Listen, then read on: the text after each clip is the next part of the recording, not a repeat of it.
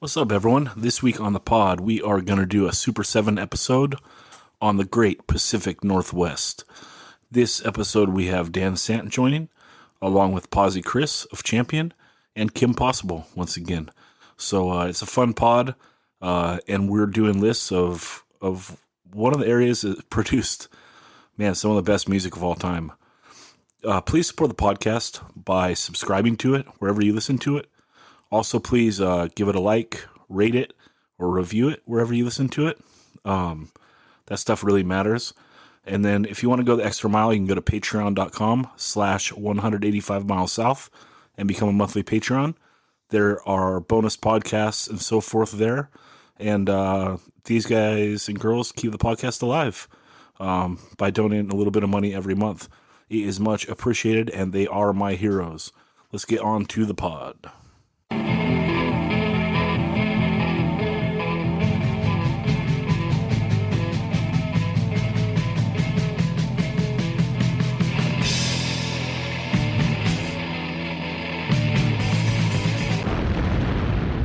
185 miles south. A hardcore punk rock podcast.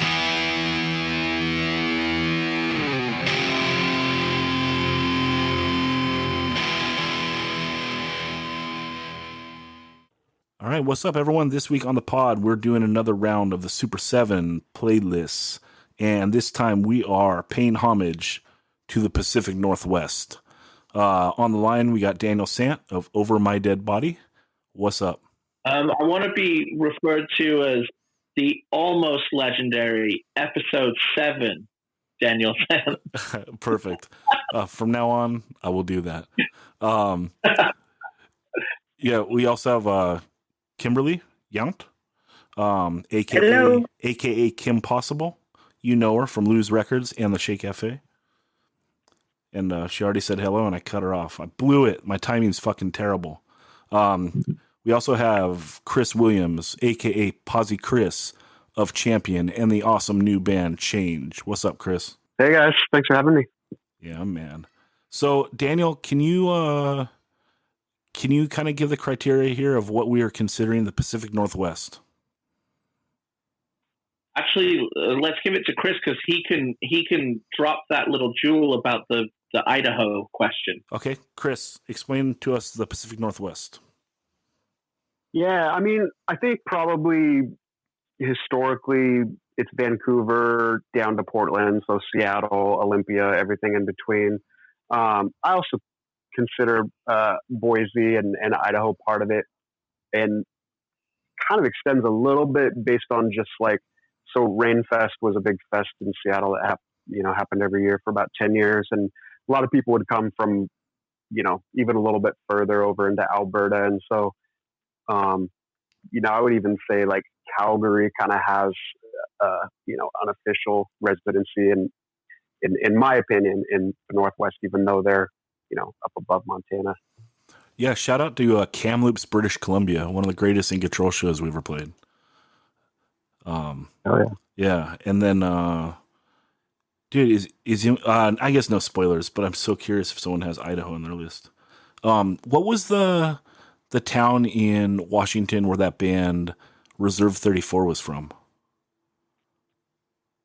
So they're from Vancouver, actually. I don't know if they're from like Vancouver proper, but like Lucas McFadden, who played in Carry On and Go It Alone, he played drums in that band. I was thinking of what band am I thinking of then? There was someone from a town in like eastern Washington, and they had like a pretty big scene from Deadlock, maybe? Deadlock, that's right. Yeah, where are they from? They're from Spokane. Spokane, okay. And I know they had a pretty good connection to San Diego, and were real close with Built to Last. Okay, that's when I would have met him. That's when I would have met him. All right, so Daniel, you did the draw, and I know, crazy enough coincidence, you got the first draw. I'm second, and then is it Kim and then Chris, or is it Chris and then Kim? Chris and then Kim. Okay, all right, and are we doing it the way we did it before, or are we changing the rules here for the second episode?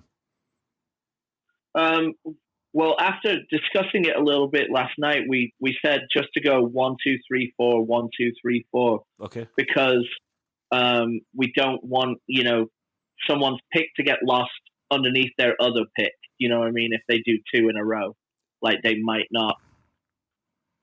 rush one of them to talk about the other. We want all the picks to get their equal shine, Fair enough. As someone that got the number 2 pick, I'm down to change this week. So let's do it. Daniel, let's start off with your number 1 pick, Pacific Northwest punk and hardcore. Yes, and I'm probably taking this. This is like in true fantasy football, everybody is trying to get. For the times we're in, everyone's trying to get Colin Kaepernick off the board, right? Everyone wants him.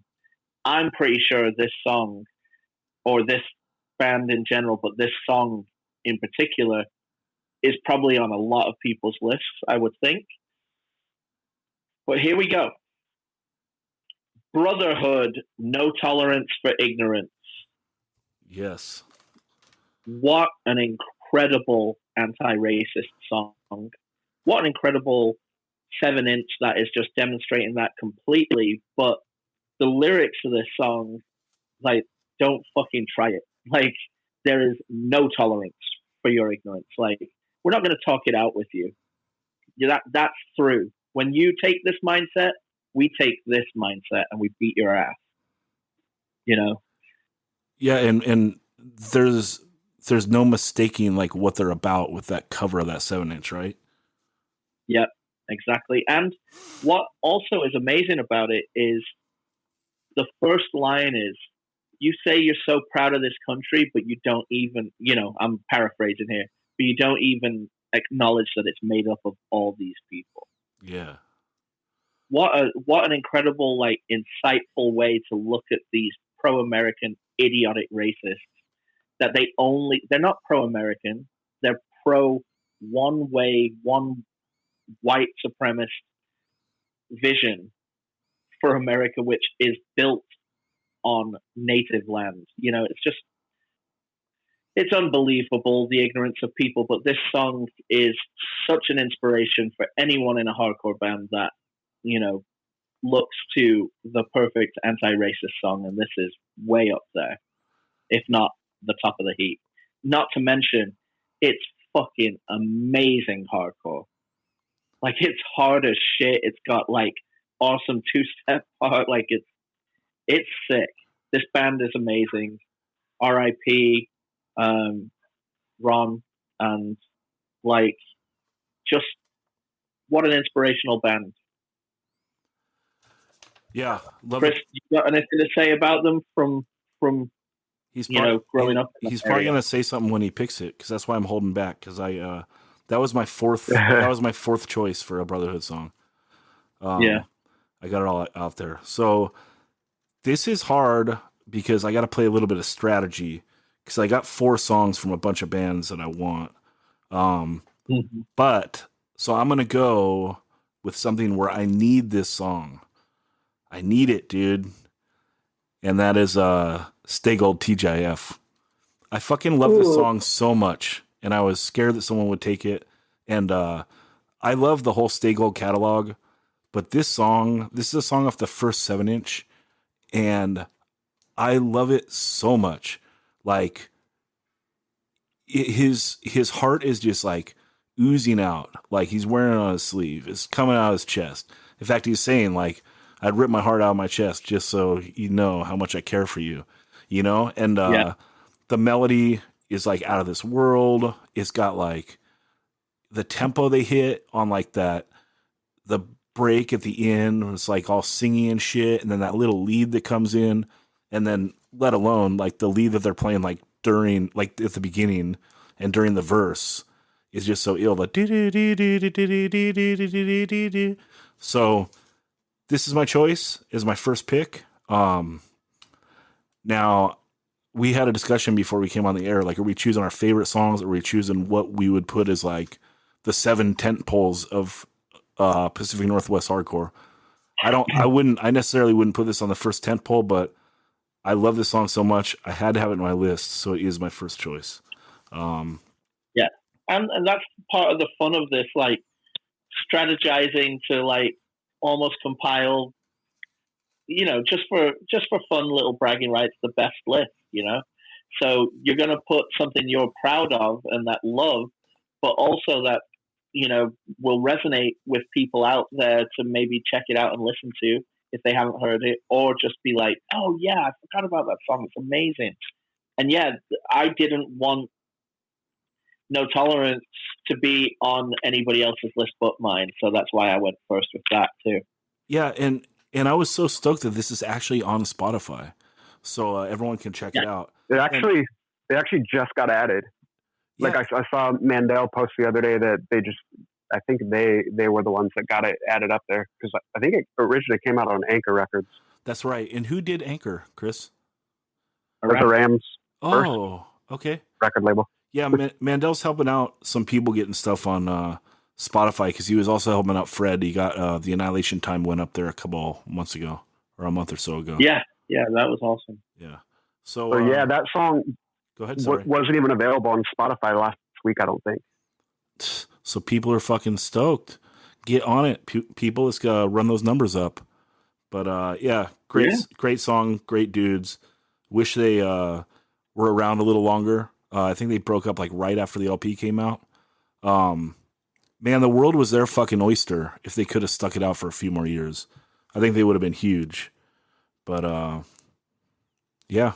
So let's move on to Chris. What is your number one pick? Pacific Northwest punk and hardcore. Yeah, before I make my pick, I just want to speak on that TGIF pick. That's also, I don't have Stay Gold on my list just because there's so many good bands, but like I had them on my my honorable mentions, and that's the song for me too. Like, it's their best song. The lyrics, unreal. If you're unfamiliar with the song, the lyrics are about a friend of ours, hardcore kid from Seattle, awesome dude named Juan, who was just like a happy-go-lucky kid, it seemed like, but took his life and really just kind of devastated everyone, and the title of the song TJIF is a reference to a saying he used to always say, because he's a Filipino kid, and he used to always say, "Thank God it's Filipino," and that's what the reference was for that song title. Yeah, I love it. The lyrics are so good. The friendship and brotherhood doesn't end just because you're gone, and hopefully you hear this song. So good. I wish that they would have fucking disconnected this song, like Face to Face, and like put it on every record, because it's kind of weird that it was like their best song and it was like just on the first 7-inch, and then so it's like when the Indecision 7-inch came out on the LP, it was like, it was kind of a song forgotten. Like, it didn't get the popularity that the other songs got. And it's like, man, why do you ditch your best song? Like, just fucking re-record it on every album. What the fuck? But, yeah. Anyway, let's go to Chris's pick. All right. For my pick, I'm switching it up a little bit here, the last second, because we're not doing the snake style draft. Mm-hmm. I'm worried that this isn't going to get back to me, and I really want to put this on there because it's the song that speaks to me, and that is At Both Ends by the Almighty Undertow. Ooh, yep. Damn it. Yep. Everyone had it right. That's my second. That was my second Undertow choice. I've got a different one. It was my second one too. I got a different one, but Kim, did you have it? No, I had it. Yeah. Fuck. Good job, Chris. That's good strategy. All right, go on about the song. Yeah, I think it's just an awesome song. Like, the way it starts out with the drums and the bass kind of intro, and then it has the little into the guitar and vocals. Falling to the same track. And I mean, the song's awesome, but like, to me, what really makes the song just, and a lot of Undertow songs, to be frank, just next level, is like, you could just hear the passion dripping from Pettibon's voice, and on some of those breaks, I never thought, thanks, what I missed. Yeah. And just like the passion it's palpable. I actually texted him this morning because I was curious about, what the lyrics are to the song, what it's about, because it's clearly about someone who's conflicted about something. And I asked him if he would be willing to share a little bit more about like what it's about specifically. And he said it's basically about a girlfriend that he had at the time that kind of gave him an ultimatum, choose me or choose the band. And it was just like a really hard decision for him. And ultimately he chose the band and, struggled with that decision for a long time. But yeah. Wow, it gives it a whole new perspective to hear that. Mm-hmm. Yeah, I mean, when you hear, the line like "Love has brought me here, but hate makes me turn away." Yeah, stuff like that. Yeah, because that is something that can make you, love and hate something. Like, don't put me in that position. Why can't I have this and you? Well, especially So, being a creative person is probably part of the reason why she was drawn to him. Like he wasn't just like a normal ass boring dude. For sure. And so it's rude to like. And he's also fucking male model. Yeah. There is that. He is a specimen of male beauty. Although there are many Pacific Northwest stalwarts in that category, so I'm sure we'll get to at least another. There's some good hair. Yeah. Anything else on this, Chris? I think the only other thing that I'll kind of add is like when I was first getting into punk rock and hardcore and kind of finding out about straight edge and, wasn't really calling myself straight edge. Like I would go to parties and all my friends would be getting drunk and high and I wouldn't. And they're like, "Oh, you should check out this band Undertow." And that's kind of how I got into them, is by, everyone hearing about, "Hey, you should check out this band Undertow. They're awesome. Like they're a killer band. They play these basement shows." And, this was pre-internet and I was like a kid from the suburbs and I didn't really, I bought one of their records pretty early on, but like never knew about any shows. I never got to see them, in their original incarnation, but, they were always kind of like the great white whale that I always wanted to see, but never got a chance to see. But I always, you'd hear whispers about them. You'd see people wearing their shirt and they were kind of, mysterious and mythical. That's so rad to be like at a party and like in a circle and dudes are passing a joint and they're like, "Hey, you want to hit this, man?" And you're like, "No." And he's like, "That's cool, man. You should listen to Undertow, man. Like, that band's for sick, sure. Dude. Totally. It's the fucking rules." It's usually like that. And man, I respect you so much. Yeah. Dude, you gotta listen to Undertow, man. Like, other than Marley, that's like the fucking shit when you're high. Yeah, that rules. Love the pick. And just so everyone knows, that is the first song on their LP in 1994, which was also called At Both Ends. So check it out. I believe it is on Spotify as well. And let's go to Kim for your first pick. Hi. Well, so I made sure to ask yesterday when we were talking about, or if it's strictly hardcore or more punk, because I love the Pacific Northwest, and I feel like San Diego especially had like a really good connection with the Pacific Northwest. So a lot of my favorite bands are from the area up there. So this was really hard for me, and not just in punk and hardcore, but Nirvana and Soundgarden are two of like my favorite bands of all time, and like this was really hard list for me, is what I want to get down to. And so for my first pick, I'm taking this because I think Daniel might have it on his list. Yeah. So strategy. I'm going with Bikini Kill, Rebel Girl. All right. Okay. And go ahead, Daniel. Nobody? Nope. That was a great pick. I don't have that song on my list. Okay. But I do have that band on my list. Okay.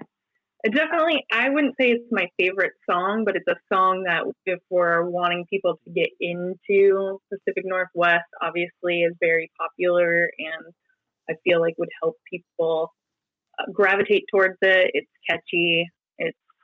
Bikini Kill is one of the best bands of all time, I would say, and spawned some other great bands, Bratmobile, Slater-Kinney, The Bangs, like all those bands were some of my favorites when I was in high school and in my early 20s, and listening to women singing about things that I could associate with, but also being involved in the punk and hardcore scene was really cool for me. Yeah, and everything just got reissued, so no excuse. Buy those Bikini Kill records. Yep. And I mean, what you say, Kim, is like, yeah, they were kind of like ground zero for a lot of that Olympia scene that all like rose up around the fanzines first and then the bands, you know, and we're such a collective, which is very inspirational. Such a good pick. Such a good pick. Awesome pick. I never got to see them, but one of my favorite Rainfest moments is Angel Dust covered that song, actually with the singer of Fury singing like the first verse and then just kind of handed it off to, whoever, whatever woman was on stage and grabbed the mic. And it was like, it was such a cool moment. You could, Hate 56 has a video up on it, so you can catch it. Just look for the Rainfest Angel Dust video, and I'll check that. They close down the set. It's pretty awesome. Yeah, I'm going to watch that after this. That sounds awesome. Yeah, Kim, did you end up choosing any of those alternative bands that are like not punk and hardcore, or no? I didn't, just because there are so many other ones that I feel if we want to stick to punk and hardcore that I have on my list. I mean, I have like 15 songs at least that are like so. But Nirvana has been my favorite band since I was in junior high, and I'll never forget the first time I saw Black Hole Sun music video and was like, "What the fuck is this?" And I live in the Pacific Northwest, so I'm excited to be on this episode. See, the way I would grade it, I would say Nirvana is fine to have on the punk and hardcore, but I would say Soundgarden no. Yeah, I would. Well, it's not my podcast, but Soundgarden's got. I would give Soundgarden the green light personally. Yeah, well, that's Pacific Northwest bias. Yeah, I'm going hard no. So respect Kim, and but yeah, did you see like a while back the bass player of Nirvana came out all MAGA? Yeah, I don't want to talk about it. Yeah, no. I just want to say that it's really sad that Kurt Cobain shot the wrong member of Nirvana. So all right, and it hurts me. Yeah, this sucks.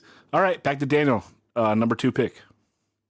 All right, Nirvana, but no, just kidding. I didn't get Nirvana on my list, but I really, if I was going to, it would have been Lithium. Oh, great track. That's my favorite. But what was funny is when I first started kind of collating my mind about like the Pacific Northwest, and I was like, okay, there's this. Okay, this is going to be really easy. Then when I thought about it a little bit more, I was like, oh my God, there's this. And then there's this, and there's this, and there's this. Well, I am going to be strategic also, because I know Zach may well have this on his list. So I am going to go, oh God. Do I want to put that? Okay. Criminal Damage, Anesthesia. Anesthesia. Yeah.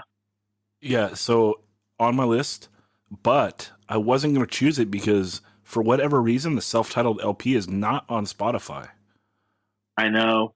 That's true. So people aren't going to get to hear how rad that song is, unfortunately.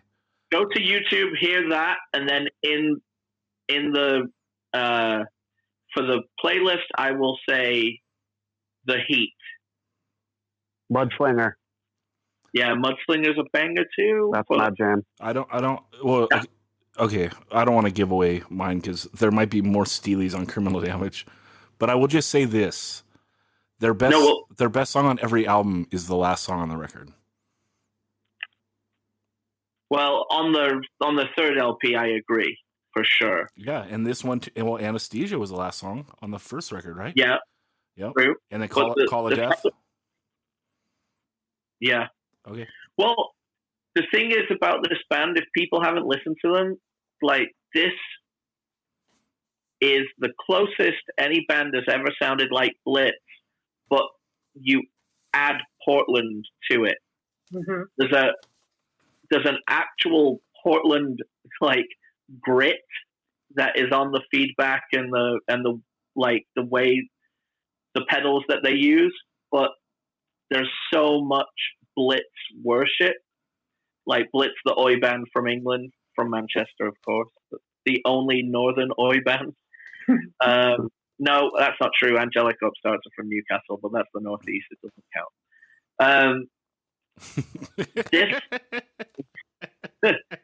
This is seriously a band that I came to after the first LP had been out. I think Zach may have been the person that turned me on to them.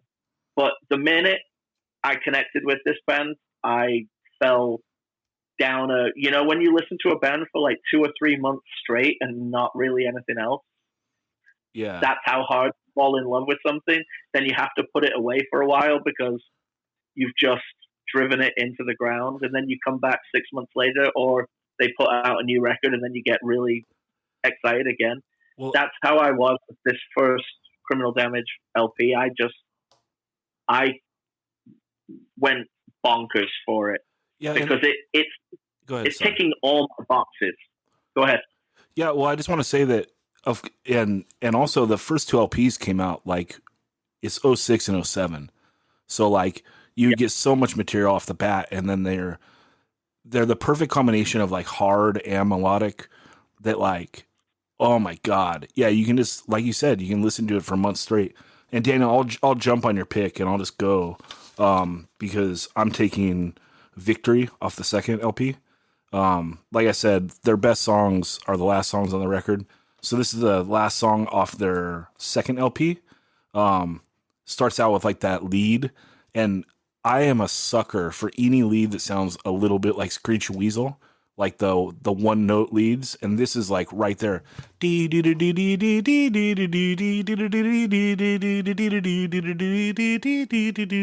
Like, oh fuck. And then just comes in like, what the fuck, dude? You know, like Daniel said, it's like the perfect mix of like that Portland like grit mixed with like the English like oi. Yeah, perfect. I absolutely love it. And yeah, I had to take that song because now I started to get scared that my favorite songs were going to get taken. So yeah, and I don't know, I might have been the one that turned you on to it, Daniel, because like when I found out about them, I can't remember who turned me on to them, but it was just like, oh my God, like the guys from Tragedy have another band and it's like even fucking better. Like, yeah, it's awesome. And I love Tragedy as well. Yeah. But yeah, absolutely love this. Anything else on Criminal Damage? Anyone? I mean, I think Criminal Damage is great. I was also going to say the label, Feral Ward, right? Yep. Such a great like discography of bands that I don't think are talked about as much as they should be. At least now, I feel like maybe in the early 2000s, mid 2000s, a lot more talk about Feral Ward, but it's a great label. Yeah, except for when you first get told about Criminal Damage and you're trying to find that LP, you can't find it anywhere. Yeah, they're kind of expensive LPs now, aren't they, Daniel? I think so. The first presses for sure. Like, yeah, they're hard to find. Like, people don't trade those in because it's so good, you know. Yeah, unless you're selling your entire collection. Yeah, do you have all 3? Yeah. Me too, man. pod fist bump. Okay, and let's go to Chris for his number 2 pick. Yeah, I'm psyched because my number 1 is still there. At both ends, again, I picked because of the emotional attachment and because I was worried it wouldn't get back to me. But this might be my actual favorite, like what I think might be the best classic hardcore song from the region, and that's "Plastic Bomb" by Poison Idea. Yes. It's just such an incredible song. I mean, you start with that kind of upbeat but kind of creepy piano intro, drums kick in, the vocals. The vocals are cool in it too because it's like they start out kind of like droney and not super aggressive. Like it's almost kind of like he's like lying back in the cut a little bit, and then in the second verse he really starts to unleash it a little bit, and it gets a little bit gnarlier. The woe parts, the solos ripping, the bridge at the end where it kind of like has like a drum roll and the guitars like cut out and just do like muted hits, but there's like vocals over them. Just a perfect song, really. Yeah, perfect album. Oh yeah, like for sure. I mean, for me at least, definitely like top 10 records. Yeah, and depending on how you count like the first 2 records, like, Pig Your King and the Record Collectors, like, are they EPs? Are they LPs? Like, I don't know. But like, if you counted them as full records, then this is like the 5th Poison Idea record. And like, they have not let up at all. And I love, Chris, how you talk about like the cadence of the vocals, like the first verse, like he's almost teasing you. And then he gets you. He's like, "Oh, I can still fucking do this," Because like his rhythm patterns are like the classic punk hardcore shit. In fact, like I've been thinking about it since we've been talking about doing this episode. Like I can't, if I had to choose one band, like a punk or hardcore band, this might be it. And I've never like felt that way before, but like going through their whole catalog, I'm like, this is so relentless, but then they hit all these like different angles on music that I do love. Like they do enough melody, but then like the singing always like hones it back in. Absolutely love it. Yeah. I mean, they might be the best punk band ever. For sure. And I'll shoot it back to you guys. Well, I'll pick up on that because my number 2 is Poison Idea, Just to Get Away. So. All right, I had that one. So good steal. I mean, I don't know what to say that we haven't already said. This record is definitely one of my tops. Yeah. I mean, I feel like there's so many different songs on this record that I could be like, oh no, this one, I'll play this one for somebody. But like, Just to Get Away, I feel like is a good starting point. Although Plastic Bomb is probably more my favorite song over Just to Get Away, but I put Just to Get Away on my list. And that one song was like, he was just a boy. Like it's like going fast and he's talking. And then that Alan's on Fire song. Oh my God. It's on my list too. Yeah. The Badge is a banger. Yeah. The Badge is on here too. And like, that's like one of their biggest hits. This fucking record, dude. Good God, man. Has everybody got to see them? Yes. But I saw him after. Not me. I saw him. No? Oh, it sucks. I saw him while Pig Champion was still alive, but he was not playing with them. It was actually great. It was Dr. No and Poison Idea at the Whiskey. And it was great. Like there was this long-haired dude when Dr. No was playing because Kyle wasn't in the band. And he kept like crowd surfing and flipping off the band, just yelling, "Where's Kyle? Where's Kyle?" It's like, fuck, that guy's like hardcore, But yeah, it was wild. And then Poison Idea just fucking slayed, And I got to give a shout out to another podcast. Actually, one of the main inspirations for doing this podcast, the Turned Out a Punk, because Damien interviewed Jerry A twice, I believe.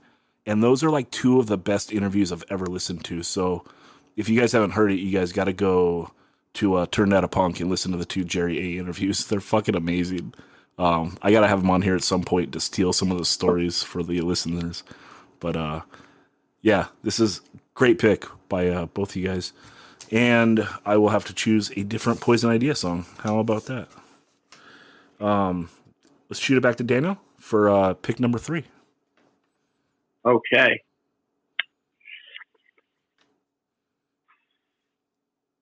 I'm going to hit you with a modern one. And I'm not talking Kill Your Idols 20 years old modern. Girls Living Outside Society's Shit. So, same song title, We're From the Future in brackets. Holy fucking shit. When the 7-inch came out, 2 or 3 years ago? Yeah. Holy shit. Like, you know the thing when people are talking about something and like they're hyping it up so much and you're like, your jaded self is like, come on, it can't be that good. Yeah. Like, you're just hyping it up because of these other factors, you know, blah, blah, blah, blah, blah.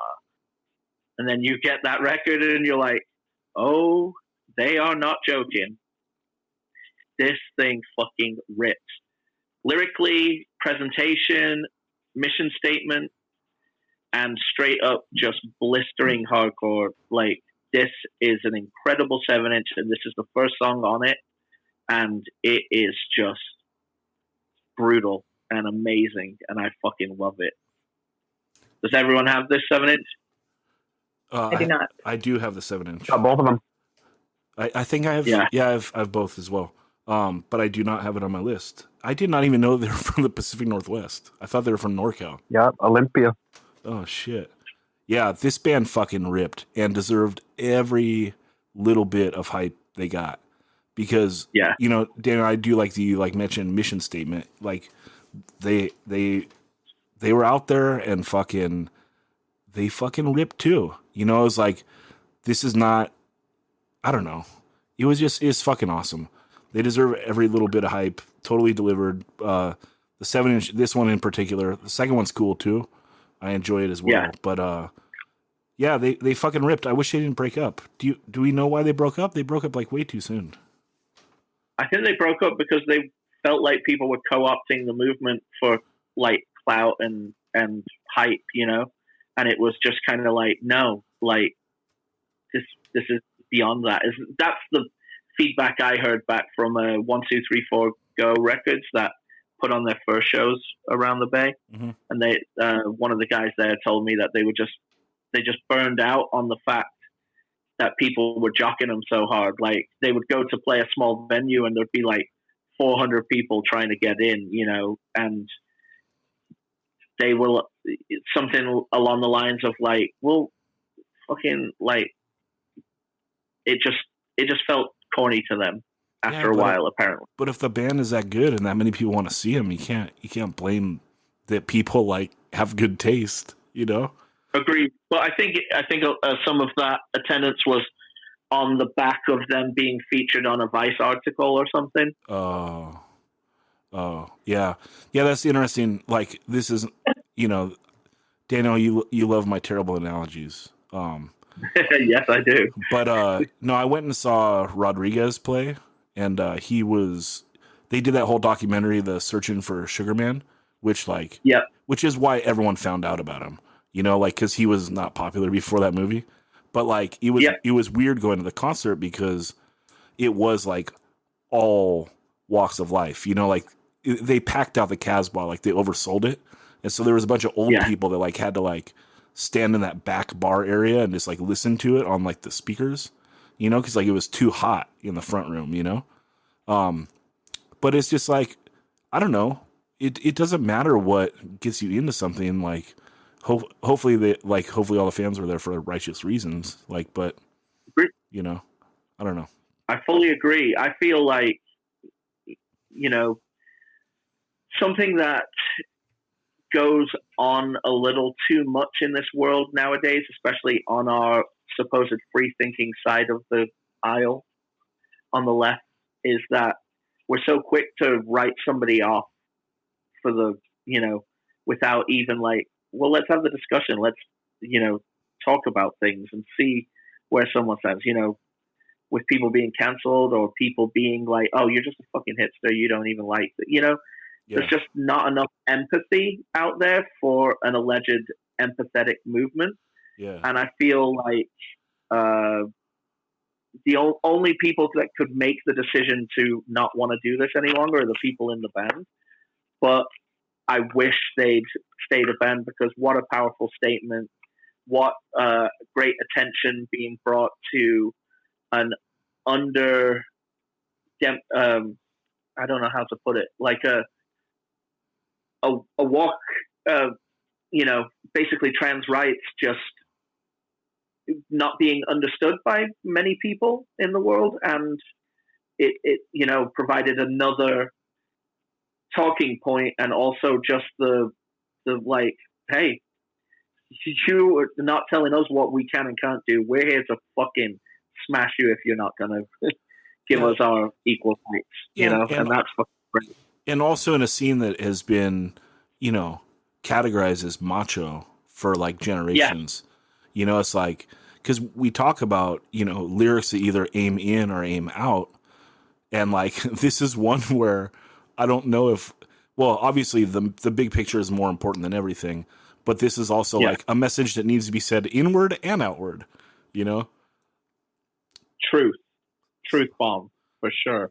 Yeah. One thing to add, I didn't know anyone in that band. I think a couple of them maybe moved here from Boston, I heard, but from what I, my interactions with them and what I've heard from, like, they're the real deal. Like, you would hear stories about them playing a show in Olympia, and like, they would get up on stage to play and say like, hey, we were about to play, but there's white supremacists marching down Main Street right now, so let's all go fight them. And so basically would just like take the whole show to go fight Nazis, like stuff like that. That's hard. It's fucking righteous. It's righteous. I mean, yeah. The authenticity is obvious. Like, it doesn't even need to be like discussed. Like this, when you listen to this and this gets inside your brain, like, the only thing you can do is just bow down and to like chef's kiss this fucking movement and record, just amazing. Yeah, I love the pick. And when you said modern, I thought you were going to choose the reggae breakdown from that Change song, but this is equally as good. Speaks for itself. Yeah, both total bangers. Okay, my number 3 pick is, oh man, this is also hard. I'm risking some here, but I gotta have this song. I'm taking the Canadian Subhumans, the song Behind My Smile. Excuse me. It originally appeared on the Vancouver Independence comp, and then it was also on the later presses of their first LP, Incorrect Thoughts. This song is so fucking catchy. It's based around a guitar hook. So it comes in and it's like they're just kind of writing one note. And then it goes, and the singer is like hitting good notes, and he's like, is that perfect? Like, he's not as good as Greg Graffin, but he's sitting in that pocket of where like singers that sing, they're like pushing their voice, like you can tell like he's like belting it out. He's not like trying to sing a nice sounding song. Like, he's hitting notes, but he's belting. And I absolutely love it. I love this band. And if you guys haven't checked it out, like obviously the UK Subhumans is way more popular. This band is kind of they're known as more of like a Killed by Death type band, because I think one of the songs, I think No Productivity was on one of the Killed by Death comps, and their Firing Squad 7-inch is like a $500 7-inch. And so No Productivity is the B side of that. That was going to be my other choice. That song is fucking amazing. Just like, again, with like this crazy little guitar hook, and it's insane to like have the hook of a song be like a little guitar piece, but I'll post that song up as well. But Behind My Smiles is like one of those ones, kind of like the Stay Gold song, where it's like, if it wasn't on my list, I would be sad, so I gotta take it. And I don't know if that was going to come up on any of your guys' lists, but if you're going to go Subhumans, you're going to probably take that song, and I couldn't risk it, so that's my number 3 pick. And let's go on to Chris for his number 3. All right. So as a Seattle guy, pains me a little bit to have 2 Portland bands in my top 3. Portland is a very close scene with ours. We've got a lot of like sports rivalries and friendly rivalries. So that's more in jest than anything else. I love Portland, but and this pick may be a little bit controversial because some of their earlier albums are probably a little bit more hardcore. But I'm taking Over the Edge by the Wipers. Oh no, that was gonna be my 3. It was on mine too. Is that song? It was my 4th Wipers pick, so that's okay. Sorry, it's Chris. just there's not a ton to say about the song really. Like it's just a really good song. Like it's just a good mid-tempo driving punk song. Lyrics about being pushed too far. It's not overly like pissed off or aggressive. It's really catchy and it's just a fantastic song. That's really all I have to say about it. I love this record. I love this band. Yeah, this band. Well, it's kind of a comeback to form, I would say, because the second LP, like the first LP is totally classic, but the second LP is fucking weird. Like, there's a song on it. I think it's the last song on the record. Let's see how quick I can Google here. But yeah, there's like this song on the end of, like, it's somewhere on Youth of America, the second LP, and it like is literally the song that like gives me fucking anxiety. Like, I was going to sleep one night and it came on and it was like, oh my God, like it kept me up. It's like, like I'll share it with you guys when I figure out what fucking song it is. I think it's When It's Over. Yeah, that song is the longest song. Yeah, it's not as long as Youth of America, which is like a 10-minute song and a fucking amazing song. That's the best song on the record. But that When It's Over song is like, no wait, what the fuck? But at the end, it's like, I don't know. It just keeps doing like this. It gets higher and higher and higher. Like they're changing like the scale, and it's like, oh my God! Like it like physically makes me feel like ill. But anyway, Over the Edge, like it's just kind of coming back into that perfect like Greg Sage melody. Like he's all over the place with a lot of his songs, but like the ones that I end up loving the most are kind of like when he goes like a little more Ramonesy influence, like Tragedy on the first LP, Is This Real? Stuff like that, like when he really hones it in. And I think that Over the Edge is like a perfect example of that. Like to hit a song like that on the third LP, Jesus Christ. Kim, what were you going to say about the Wipers? Well, that was going to be my number 3 song. My favorite song from the Wipers is Mystery. So I'm going to say that as my number 3 song. Okay. Yeah. If I had a Wipers song on there, it would either be Mystery or Tragedy. Yeah, Tragedy also great. I mean, Is This Real is a really great record. But bummed that my 3 was stolen, but that's okay because Mystery will be my number 3 since it is one of my favorite songs. And obviously, a lot of people know that Nirvana covered the Wipers, D7, so that that's how I found the Wipers. So I was like, wait, this is a cover, and found who then did it when I was working at Lou's, and was like, this is so cool. This band's so rad. They also covered Return of the Rat too, didn't they? Yeah. They also covered Leadbelly. Yeah. It's true. No, Mystery is is my number one Wipers song. So I'm so glad it's on this list, and that's not to take away from Over the Edge, which is an amazing song too. But I'll never be over the edge, so it's no. Yeah, I like that song, "Messenger," off Over the Edge so much. That one and Tragedy are probably my favorites. Although I'm gonna choose a different one if I can get there. I feel like if you're listening to this podcast and you have not heard the Wipers, please check out the Wipers. They have a great collection of music on Spotify. Yeah, did any of you guys keep following the journey? Because what was I buying? I can't remember. I was buying something.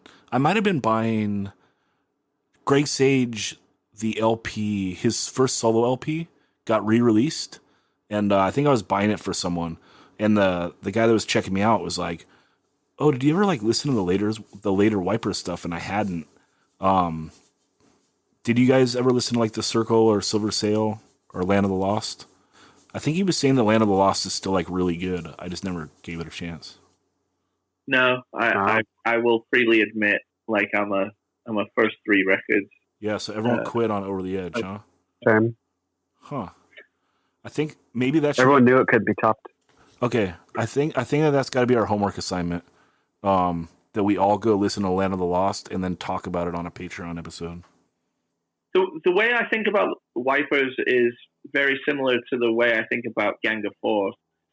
They're both that kind of post-punk, very catchy at the beginning, and then they get way more art-centric and challenging as it goes along. And I respect it, but I need my melody. Do you know what I mean? Yeah, but I don't know, because Youth of America's more of an art record than Over the Edge. Yeah. But I don't know. Land of the Lost is 3 years later, so I don't know. I think we should give it a shot. Have you guys listened to Greg Sage's first solo record? I think it's called Straight Ahead. No, I have a different record called Straight Ahead. Yeah, great band, great. I have both, Daniel, and I don't have the And Ignite. I don't have the Pennywise record though. But Do it, Fletcher. no, but that first Greg Sage solo album is so fucking good. I love it. It's one of my favorite non-punk and hardcore records. So you guys should check it out. Nice. I'll check it out. Yeah. Okay. Let's go back to Daniel. And Daniel, it is your number 4 pick.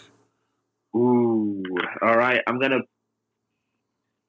We're kind of being strategic. I am going to bump this right in here then.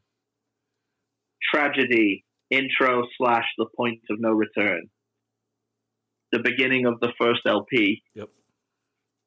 A lot of people a lot of people will probably, why haven't you picked Vengeance?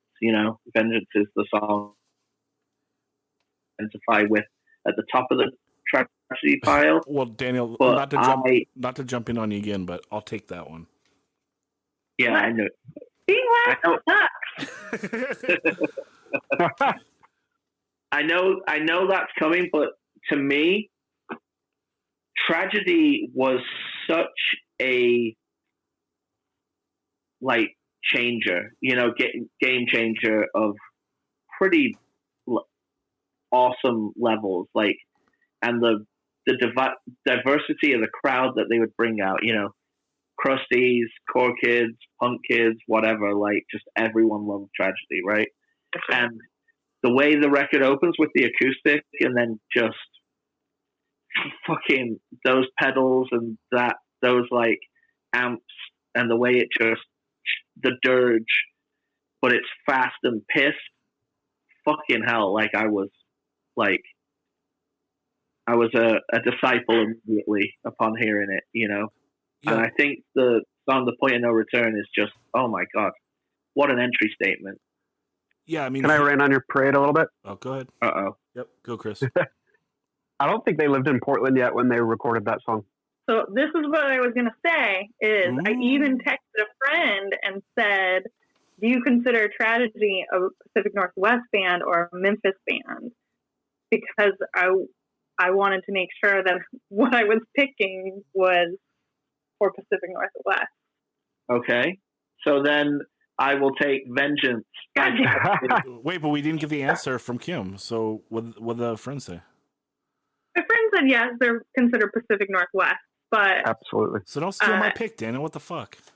Okay. I think he can keep it. I think he's more. I mean, I don't want to speak for Chris, but I think he's more saying that, like, at that time, that song was not recorded. Exactly. I don't think so. We adopted the song, so Yeah. I mean, it's in the family. I personally wouldn't have chosen a Memphis band for a Pacific Northwest list, but hey, It's just outside of Boise, Idaho. Daniel does his own thing.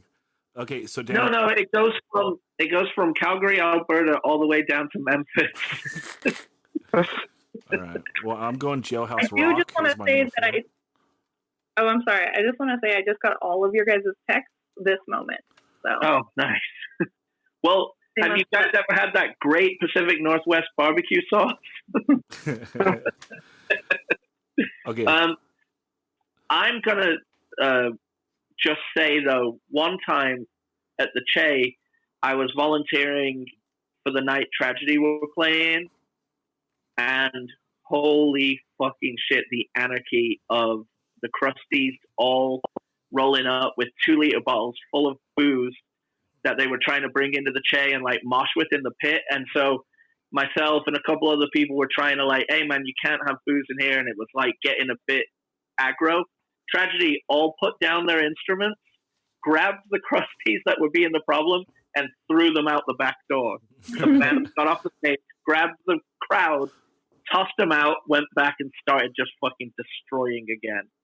And I'll be rocking that Uniform Choice shirt too. Yeah, I was just like, fuck yeah. I would have loved to see him at the Shea. I saw him at it was that place it was in Hillcrest. Kind of across from the McDonald's on University. Whatever club that was, like a bar with a big room. But yeah, so Daniel, are you going are you going Point of No Return or are you going Vengeance?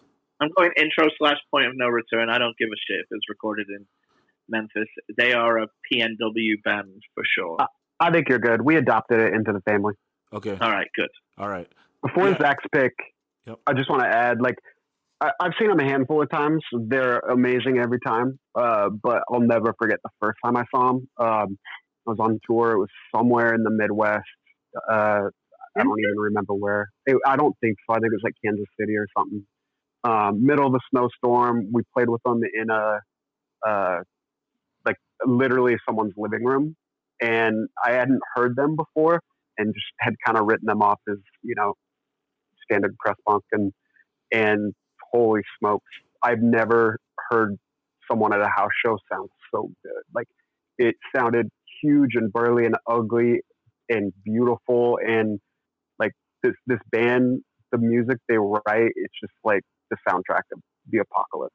It's amazing. It's beautiful. It's ugly. It's incredible. I'm glad that you say it's beautiful, because that's the one thing that I think elevates them to like God tier for this kind of a sound, is the fact that they'll be so brutally ugly, as you say, but then one of the guitars is just doing this elevation to a different plane, you know? Absolutely. Yeah, amazing. Yeah, I mean that's what sets it apart. I mean they created their own sound. Who creates like a new sound or genre in the year 2000? You know, they're doing drop tune D beat with fucking octaves. You know, I mean, drop C. Yeah, Jesus. So it's brutal. Yeah, I'll take Vengeance as my next pick. It was Point of No Return, Vengeance, or conflicting ideas. Vengeance is just so ill.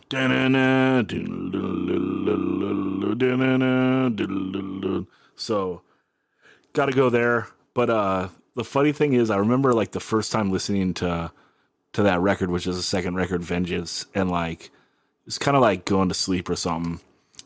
And if you remember the first song, like it ends and then it goes like that super melodic part when it comes back in, And like after I listened to the whole record, I was like, oh, I gotta find that like one song again. And I like had to skip through the whole fucking like album over and over, and I couldn't find it because it was just the second half of the first song. It was, and then I finally found it. I was like, oh, okay. When it goes ding ding ding or whatever. Fucking love it. The thing about Vengeance, lyrically, like, that should be played before every fucking protest in this country right now. It's like, Well, just those lyrics, it's like, you fucking tried to force us into all of this bullshit from birth. Well, we're coming for you now. It's hard. keep the peace, Daniel. Like, Yeah. you play that record, and Jesus Christ, what's gonna happen? You know. So Get those crazy speakers that the cops have and play this back at them. I mean, if you think about all the bands that are associated with tragedy too, like Death Threat or like His Hero Is Gone and like From Ashes Rise and even Criminal Damage, they all have like such a distinct sound, and like I love all the bands I mentioned, and then there's Tragedy. So it's like crazy to me that when I first saw them at Che, I was like, holy shit. And like Daniel said, it was every single type of person at the show. It was straight edge kids, it was punk kids, it was crusty kids, and you're all just watching this band, and I feel like it was just like an experience, not just like, oh, I went to a hardcore show. It was like I saw Tragedy, and it was amazing. Yeah. Yep. That rules. So yeah, I took my pick. Chris, let's go to your number 4 pick. Yeah, first, my favorite Tragedy song is Confessions of a Suicide Advocate. It's that kind of like mid-tempo one. It's like the 4th song or so. Yeah. So like, it literally just sounds like the apocalypse. Like, it's so gnarly. And like the part where he says something about like a bell ringing out and there's actual bell over it. It's just super tight. It's their Seekers of Truth. Great. True.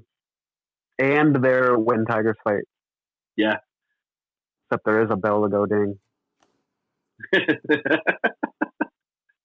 Yes. Okay, and with your All right, number 4. Yeah, my number 4 is a band that's already been talked about. I thought I was going to be safe here, picking a band from the last few years, but Daniel swooped me. But my favorite song is actually Masculine Artifice. It's got a lot of character. Like it's fast, it's pissed. Like the lyrics, like all the lyrics are super poignant and like, hey, you want me to be a certain type of woman, but that's not the type of woman I am. And if you don't like it, too bad. I love that the vocal cadence kind of goes from like super pissed off to like the chorus is like she goes into like a sassy voice where she's like, it's just a part of us, and it just like it adds like so much character to us. Yeah. There's those things where like if someone was trying that in the studio for the very first time, the other members of the band are like, oh, I don't know about that. Yeah. And you listen to it 4 more times, you're like, oh, that is fucking genius. Yep.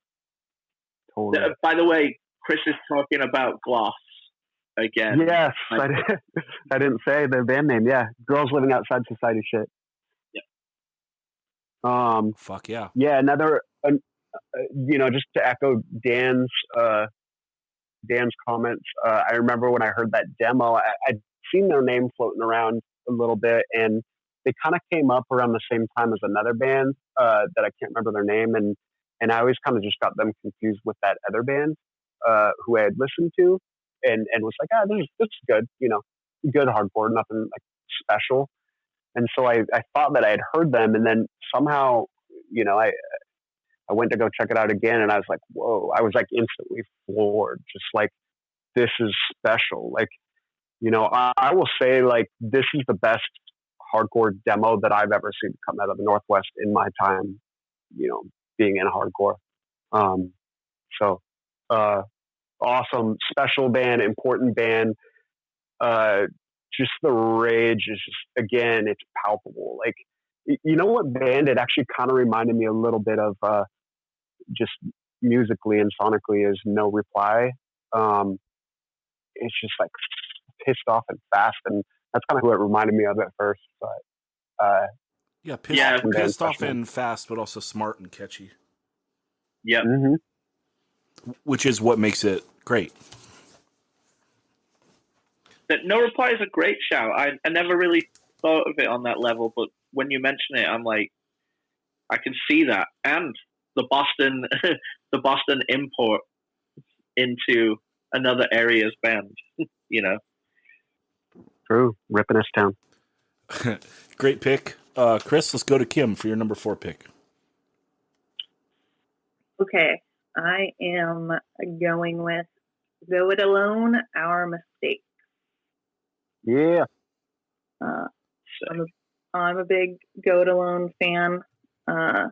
We've mentioned Lucas already. Lucas drummed in Go It Alone. Mark Palm sang. Obviously, he sings now for Super Crush, and he's been in Black Breath and many other bands. And yeah, Go It Alone, Vancouver Gold, the first EP was, I think, one of my favorite records of the time. And I was lucky enough to get to go on tour with them after Lucas had his fall and came back from that. So it's awesome to get to go and see the U.S. with them and get to hear them play every night. But I'm a big fan of Go It Alone, so I'm taking Our Mistake. So what makes you choose that song over the rest of their catalog? It was hard to pick, honestly, but I chose this one because I remember when I was shown this record for the first time, Our Mistake sort of like stuck with me. Like, yeah, you latched onto that one. Yeah, and I do love the other records that they put out, but like this 7-inch was so good, and this song, Our Mistakes, like when he is like, "Do I have what it takes? Trust me, you don't want to know what's behind these eyes." Like, yeah, it just really spoke to me at the time, and still does. When I was trying to figure out my favorite songs, this one got me pumped. Well, also, if you get into this band off this 7-inch, it's only a 4-song 7-inch, and it takes them a couple years to do the next record. So you have a lot. You have a lot of time to sit with 4 songs, because it's 2 years later until they do the first LP. So, I mean, it makes perfect sense. I mean, you're just listening to 4 songs over and over. Trust me, I've done that with a lot of bands. And like those songs just they connect to you so much, and even like, I don't know, part of me, if this was my choice, like I would want to choose some off the LPs, because like being in a band, like your LPs are like your real statements. Right. And it's always kind of a bummer if someone's like, "Oh yeah, I like the song off the 7-inch," and like forget your LPs, but it makes perfect sense in this instance because there was such a gap. I mean, a 2-year gap in hardcore is a 10-year gap in life, So it's a fucking lifetime when you're like a younger hardcore kid. So, but as we always say, Zach, though, the 7-inch is the perfect vehicle for hardcore. Yeah, that's why I hate myself so much for. I really hate the format now. I never listen to 7-inches anymore. Yeah, I'm lazy. I'm lazy. That's true. And like the only thing that's shitty about, I upgraded to a nicer record player. It doesn't have like a send back function. Yeah. So like, all the direct drive ones usually don't nowadays. Yeah. So I'm not trying to listen to 7-inches anymore. I want to put a record on and clean or do something. 7-inches is, I don't know. I'm just not sitting on the ground in front of a record player like I used to be. But what you need to do now is put on a fucking ripping 7-inch and just do couch dives the entire time till it's time to change the side. Well, I have too much respect for my downstairs neighbors, because before the current tenants, I used to watch sports with the guy that lived downstairs, and you could like literally hear my cat walking. And so I'm like, oh God, like I try to tread lightly, because they're just people trying to live life. So anyway, love this pick, Kim. It's great to have like the early to mid 2000s represented in a list. Can I add something on Go It Alone? Sure. I think again, awesome pick. Their music, so much passion. It really stands the test of time too. Like if you listen to it today, it's just as good as it was when it came out. Live, they were beyond intense. Like Mark Holmes, like one of the sweetest humans you could ever talk to. But like when they play, he gets in this space where he is putting 100% of himself into the lyrics that he wrote, which are very intense and personal. And I've seen him tons and tons of times, and I quickly learned that like even though he's like the sweetest guy in the world, like you can't really talk to him right after they play, because he like needs a couple minutes to kind of get out of that space, and that just shows like the amount of passion that went into that, those songs and those performances. Yeah, he's having an emotional dump after. That's crazy. Love it. Yeah, I also want to talk about the 2-year gap you're talking about. Is Lucas fell between that as well. So Lucas and Mark and I can't remember if somebody else was with them, were hiking, and he fell down a mountain and was told he wasn't going to be able to walk or drum ever again. He was in the hospital. He had fallen into a creek that helped his brain from swelling and shattered his arm, and was told he was never going to drum again. So that Vancouver Gold came out in 2003, and then the next record came out in 2005. He had fell between that, so that's why there was such a long break in the middle of that, because the band started as just Mark and him together. That's crazy. Mm-hmm. I never realized that was the timeline. Yeah. So I appreciate that. That rules. And everyone get this record. It's on Discogs, $12 range. So handle business, fools. And let's go to Daniel for number 5 pick. Okay. I'm just thinking about, okay, well, 2 of my bands have already been mentioned, so I'm just going to hold back on them because I think those picks are somewhat safe. So I am going to go with Champion, Promises Kept. All right. What a song. I know we have a member sat here listening to me about to listen to me wax poetic about this, but what a perfect start to an album, and what a perfect just build up into an intro. Like, it's so good. And then when you speak my language when you go X'd up fists and sing-alongs. That's all I need to hear to co-sign and sign on the dotted line and say, I love this. Champion were an incredibly important band around the same time my band was going. And you were in a band? Yep, I was in a band called Palpatine. Northern Towns. Oh. Northern Towns. Swindle. Yeah. But it was incredible to see Champion go through so much, like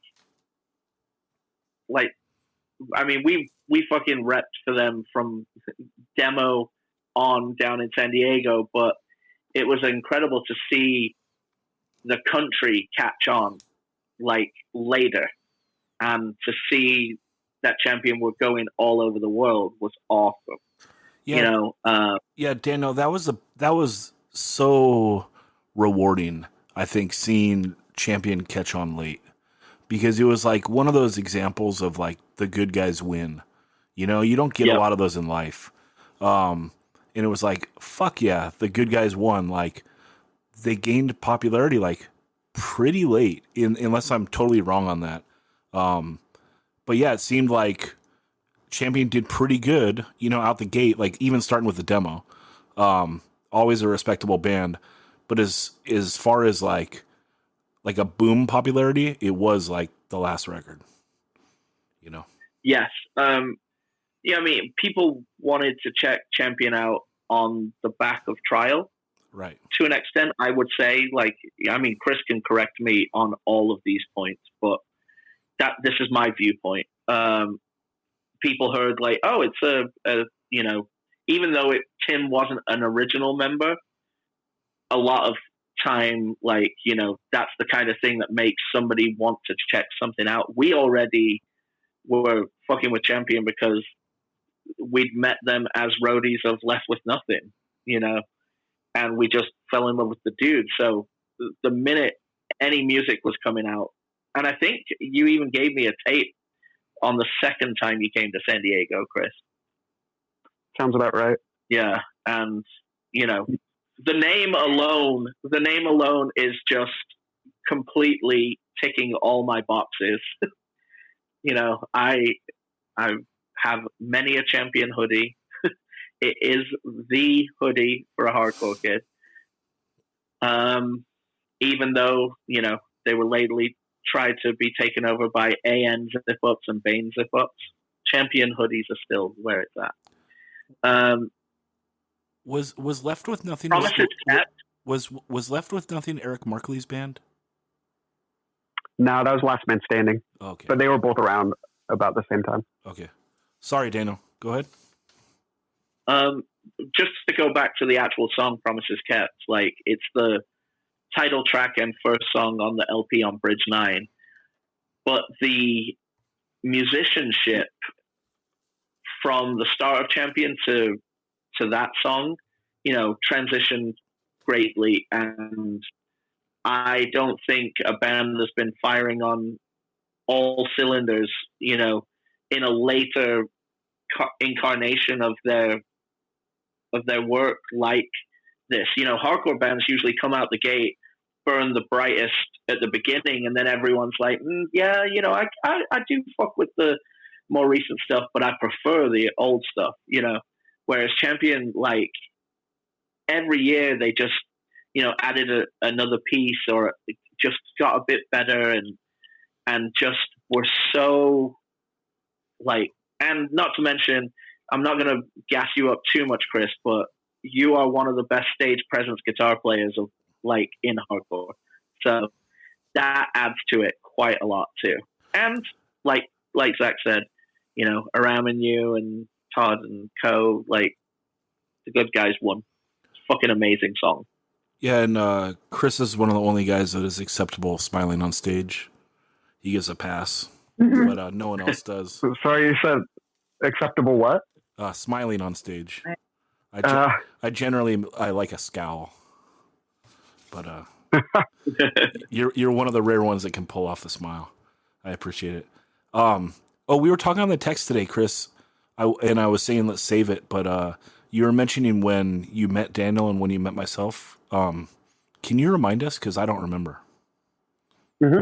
Yeah, so it was both on the same tour. I met Kim a couple years later on a Champion tour, but I met you guys both on I was roading for Left With Nothing, who was on tour Trial. Dan, I met you first. I think San Diego was earlier. And we rolled out, you know, Trial, Left With Nothing crew. We rolled out and met up with a bunch of the San Diego gang, and you know, Swindle, Palpatine, the Setup, like all those kids, and played a game of baseball. It was awesome. They had a boombox, and like everyone had like walk up music, and like you know, someone would put on like clobbering time as they step up to the plate. It was super fun. And then we went back to someone's house and went swimming, and I remember there was a pit bull there. Yeah, that was Nick's house. Nick from Swindle and Palpatine. Yeah.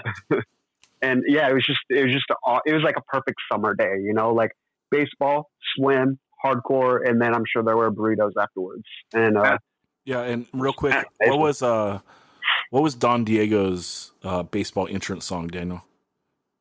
It was the Merdario stomp into a very controversial second one, and he repeatedly, when I got onto second base, told me to get out of my country. Fuck. Wow. Go back to England, you fake ass. You know, someone's gonna canceling Don Diego. I know someone's gonna this you him. But how buff was Don at that time, Daniel? Normal. Okay. No, He only had this 1 year of buffness. We haven't talked When about he- how buff Don was in a while. True. Shout out to Noodles. Shout out to Smelly. Oh man. There are certain tropes that must be continued on the pod. Yeah. So where did we meet at, Chris? Yeah, so meeting you was like super. It wasn't as, you know, I didn't hang out with you all day like I did with Dan, but it was at the Pickle Patch in Isla Vista. Goleta, Isla Vista. Yeah. Yeah, trial. The other funny thing I remember from that day is at the Pickle Patch they had a Frisbee hanging on the wall, and I was like, before the show, I was like, this is a cool piece of artwork here. And they're like, no, this is functional, and they removed it and there was a hole in the wall, and they're like, Grimlock just played here a couple weeks ago and their singer headbutted a hole in the wall. Yes. Dude, I was at that show. It was so sick. The singer at Grimlock was so ill. Like, people don't remember.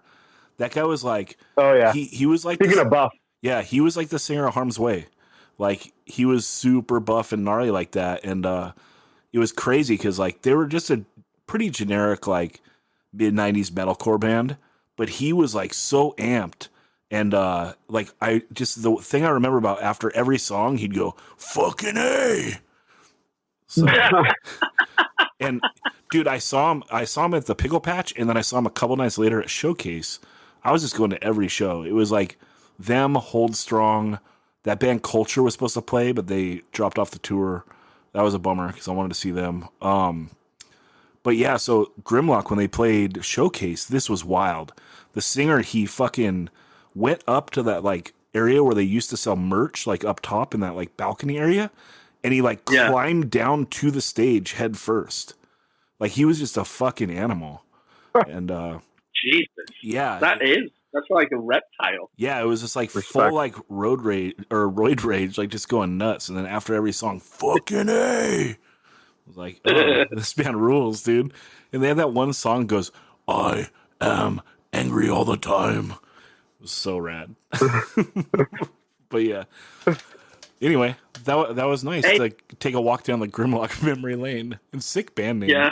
Sick band name. Hey, Chris, do you have any memories of, anything you want to share about recording this song or this LP or how it came to pass? I mean, I can't really put into words like the journey that this whole record was. Like, it took, Zach knows, he's done like 3 of them, but LPs take a lot of work, man. And, this is quite a journey. I think this song specifically was one of the later ones, and Aram wrote the music for it. And actually, I think he wrote the lyrics as well. But I remember he brought it in, and I kind of wasn't really feeling it at first. Like the, and I'm just like, and I just remember I wasn't really feeling it. And I was like, well, let's keep going, see what happens. And I was dead wrong. That song, certainly was the most received, the most, the biggest sing-alongs. So the way that the backups are placed in the song too are really creative. I feel like they're not the most typical placements. A couple of them are obviously, but I think it's pretty cool. The other thing I remember is we literally took every second that we had in the studio. Like, we finished the record at 5 a.m. of the last day we were in there. So we were in Salem, Massachusetts, recording at God City, and staying, some of us at Chris Ren's and some of us at Trey McCarthy's, and just a quick walk from the studio. But I remember like leaving the studio, the sun was coming up already, and it was just like, man, we did it. Like, everything we've been working on, because we were touring pretty extensively while we were writing, and so like it was quite a journey. So that feeling just as the sun was coming up as we were leaving, and just kind of that feeling that we put everything into it is pretty awesome feeling. I'll never forget. Yeah, that's a nice picture to like lay out for people, right? Because like you give your all to something, and it's like a new day rising for Champion. We're gonna fucking take over the world now, you know.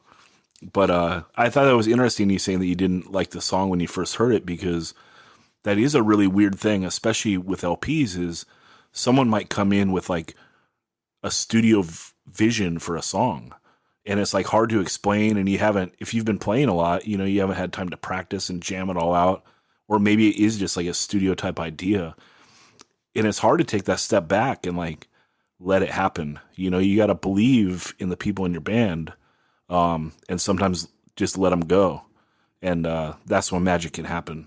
So yeah, surround yourself with good people in your bands and let them get creative. You know, hone it in. Well- hone it in after. Don't cut people off the knees. You know, Daniel. Yeah. Well, the thing that's interesting is you said Aram wrote the words and the music. Does he bring the way that the vocal melody would go to that? Like, here's my idea for it. If he wrote the lyrics. I don't know. It's a good question. I think they were, you know, they would work on things together, Okay. you know. Yeah. Just kind of like yeah, I think a lot of the cadence and the melody and stuff too, but yeah, it was certainly everything that we was pretty collaborative. Well, cool, and we'll Right. do a Champion interview at some point once I open up beyond California. But 2020, the year of 185 California. So let me pick my number 5, and I'm gonna save the hit for one of you. So I'm doing everyone a favor. Someone else can choose This Is Not a Trend, which is the fucking jam. And like for a straight edge song, god damn, these lyrics are fucking good, you know? But I gotta choose Ascension off this 7-inch. This is like my favorite Trial song. I fucking love Trial. I think you can't do a Pacific Northwest list without having them in. And yeah, Ascension is just the shit. It's when they go fast, I love it. And like the drummer has like this quirk. They do like in almost all their fast songs, like they'll do like little pauses, and like the drummer like kind of stops and then starts again. And I love it. It's super quirky but super rad, and no one else does it. And then also just like this is like the ultimate combination of like great straightforward hardcore and like some of the best aspects of like 90s hardcore, like where it's not really a breakdown but it kind of is, but it's more of like a bouncy bad dancing mixed with like sing-along breakdown. And this nails it. It also is like, full disclosure, like when they go to like the dun dun dun dun dun dun dun, I fucking stole that on so many songs. You know, like that is one of the most influential like parts for me. You know, when I think about like writing songs for In Control, it's pretty wild. Like I don't think that most people would think that like two of my biggest influences are Trial and the Hoods. You know, like, but really those are like two of my biggest influences when writing songs.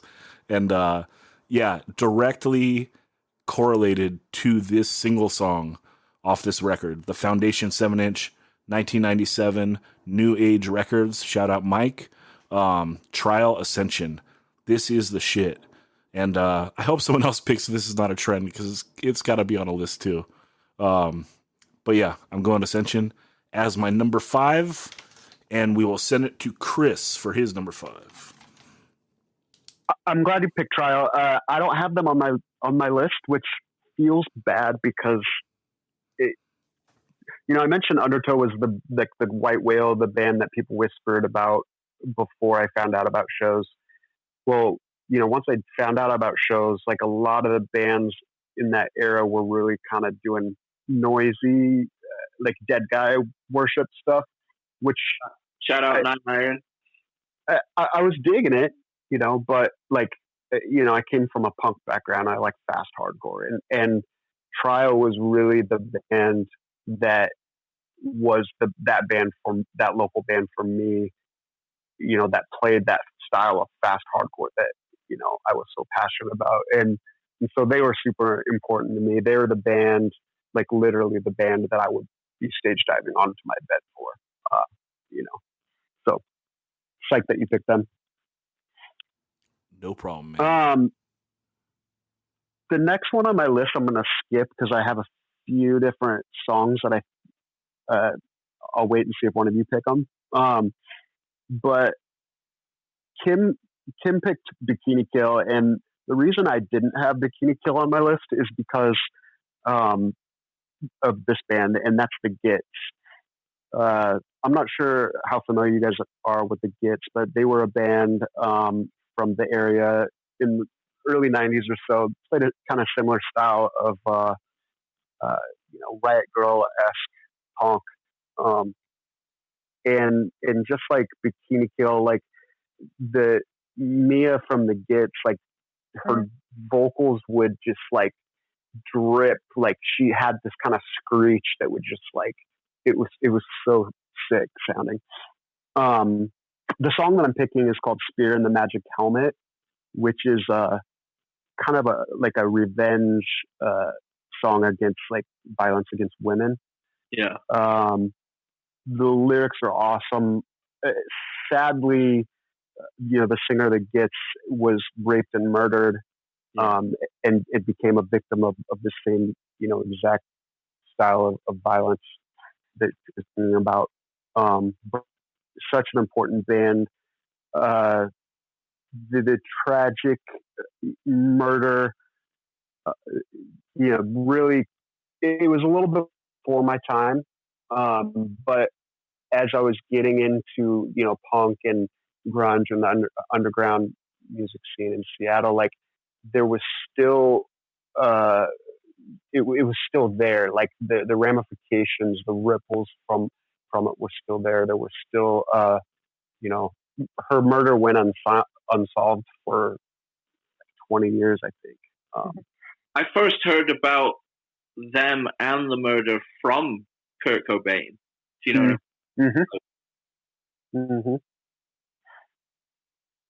Yeah. But yeah, I just encourage everyone to check out this band. Some of their stuff gets a little bit weird. Like, it's definitely not like straight up punk rock or like straight up hardcore, but this song is one of the more straightforward, just fast, pissed off. Like you can feel the aggression in this song.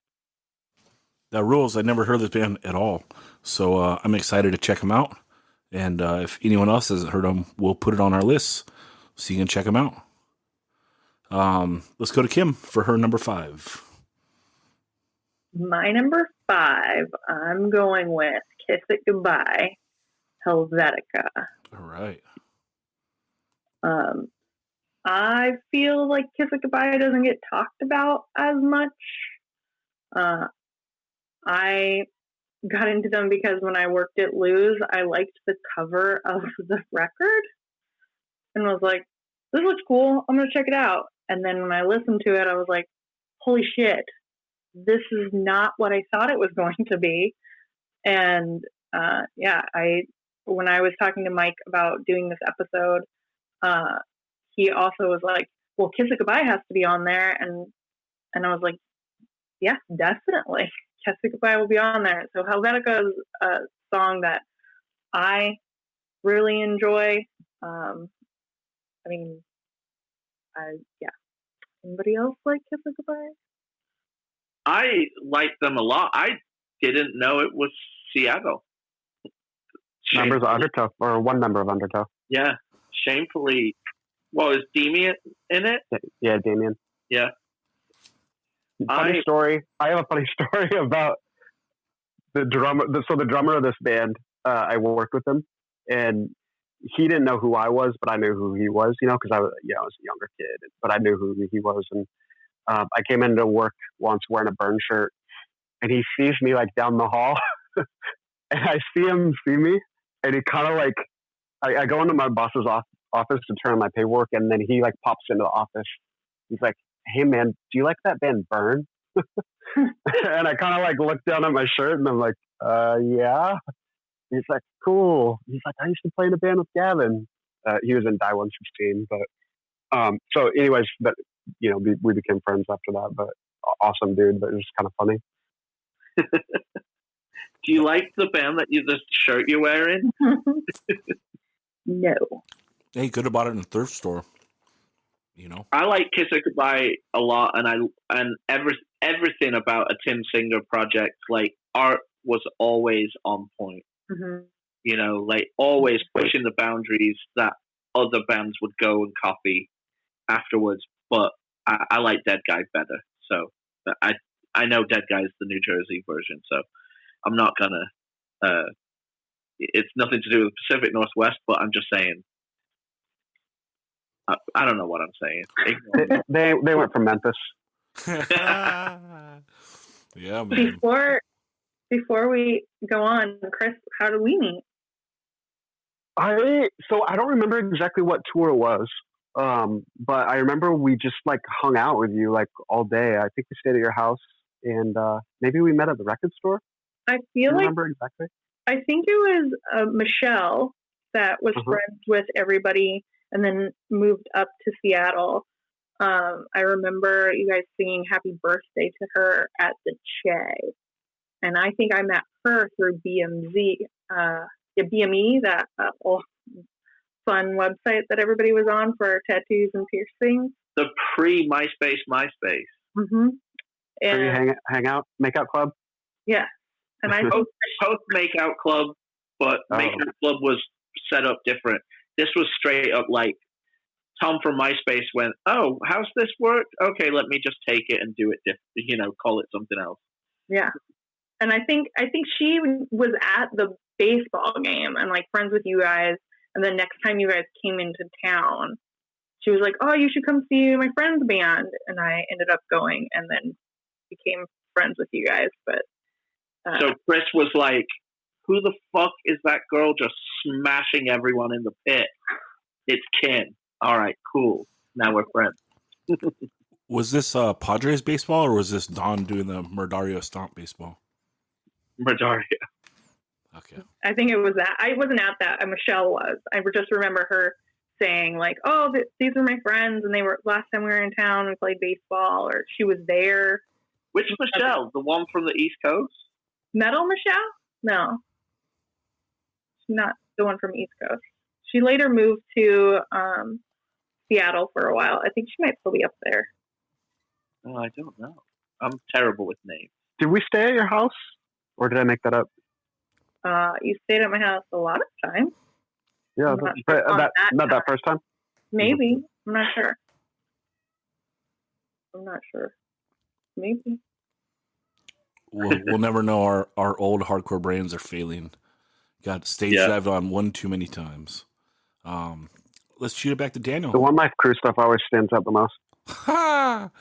Yeah, Don's One Life Crew stuff is shameful.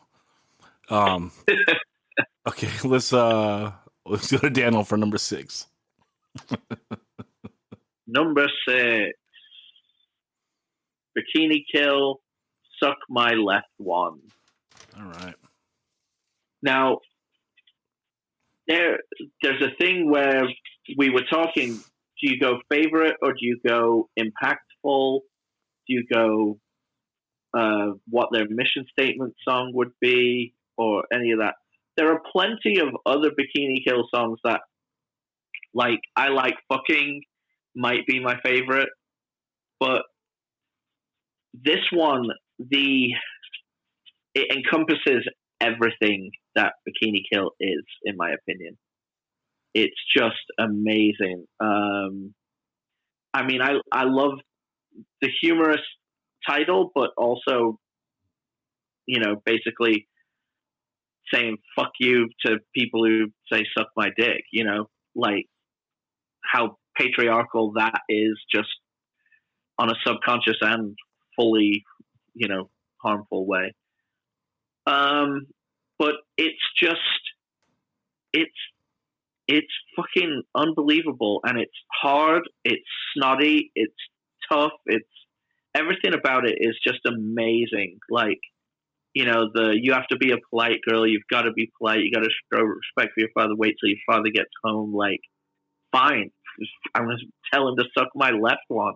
It's fucking great. Bikini Kill cannot have had, nothing can be said about the important work that they did within punk and hardcore.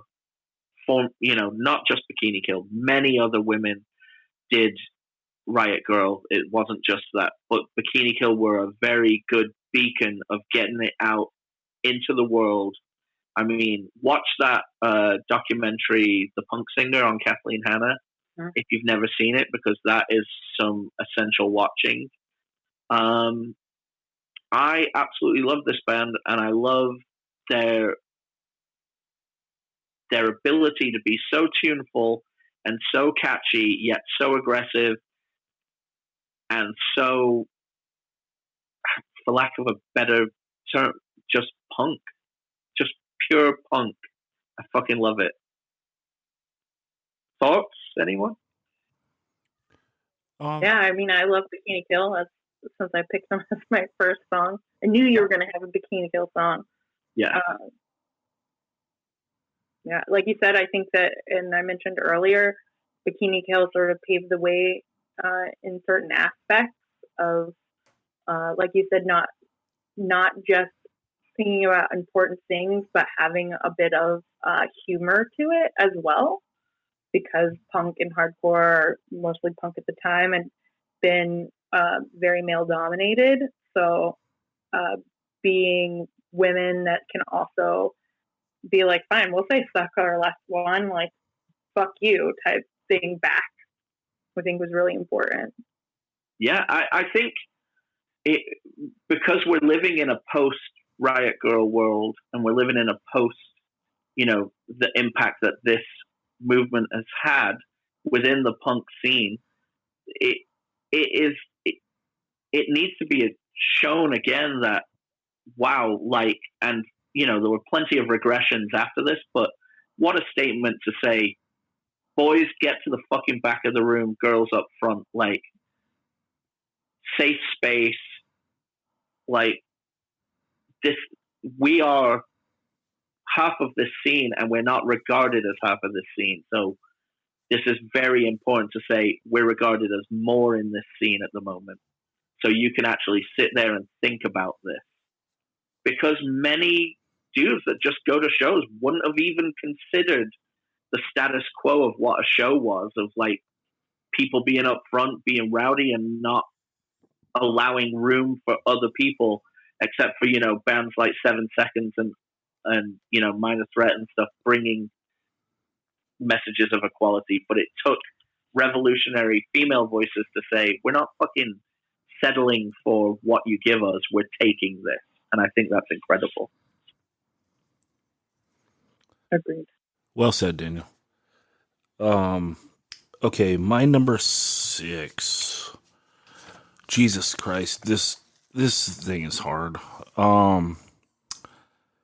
Okay, I gotta have a Wipers song on my list, and I'm gonna go with "Don't Know What I Am."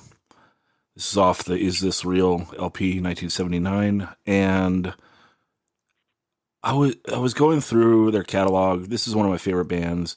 Like we said before, I love the song "Tragedy," "Messenger," "Over the Edge." They were all on my list, but I'm going this one because I think it's like the perfect example of Greg Sage, like being creative while being super simple. So like the riff itself, like like he goes, it's just 2 notes, like 2 bar chords, and then like getting crazy with like the high strings. Like it's like he's doing like a basic punk chord progression, and then like just giving it some of that Greg Sage sizzle, and it's so fucking brilliant. And then this song has like one of the 2 best punk solos ever. The greatest maybe is 138, with the 2-note solo, but this I believe is a 1 or 2 note solo. He just like it's amazing how he basically hits feedback. It's like a 1 string feedback, and it just like holds out while like the song goes and goes, and then like at the very end, like he makes you wait for it, and then he fucking shreds for like 4 bars, and it is like, I mean, the 138 solo is amazing for like its simplicity, and this is like amazing for like a total fucking shredder to just write a piece that simple and beautiful. And then it goes right back into the riff that I was like claiming a second ago. And lyrics of like self-doubt and being introspective. This LP is fucking near perfect, if not perfect. And everyone should check it out. Definitely check out the first 3 records. But yeah, this is my choice. Don't Know What I Am off the Is This Real LP 1979. The band is The Wipers. Dano, were you All say 3 something? of the LPs look beautiful too, like layout wise.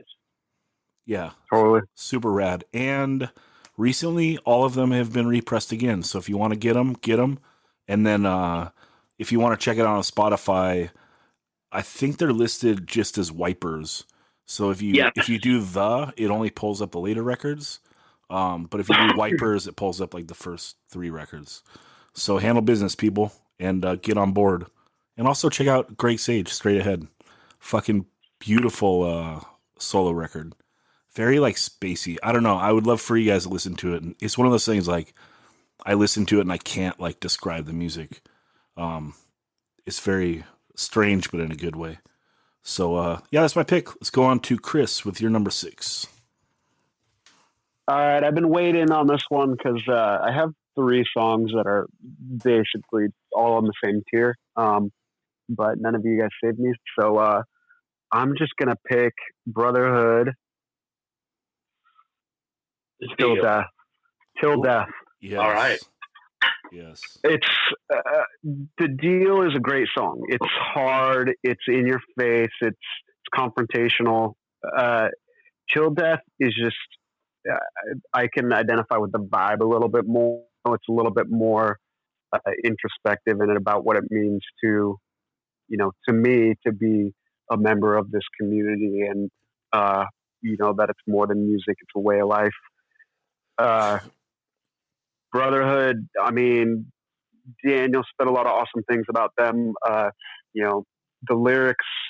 Every song, the lyrics are awesome. I mean, there's songs about doing zines and starting fanzines to be more involved in the scene. Just they cover the gamut. But another thing that I love about Brotherhood is, when Champion used to tour, we would play a city and someone, this happened all the time. Someone would say, "Hey, you guys are from Seattle. I saw Brotherhood. They changed my life. Like, they came to the show. There were Nazis. These Nazis showed up at every show in our city. We hated it. We never really did anything.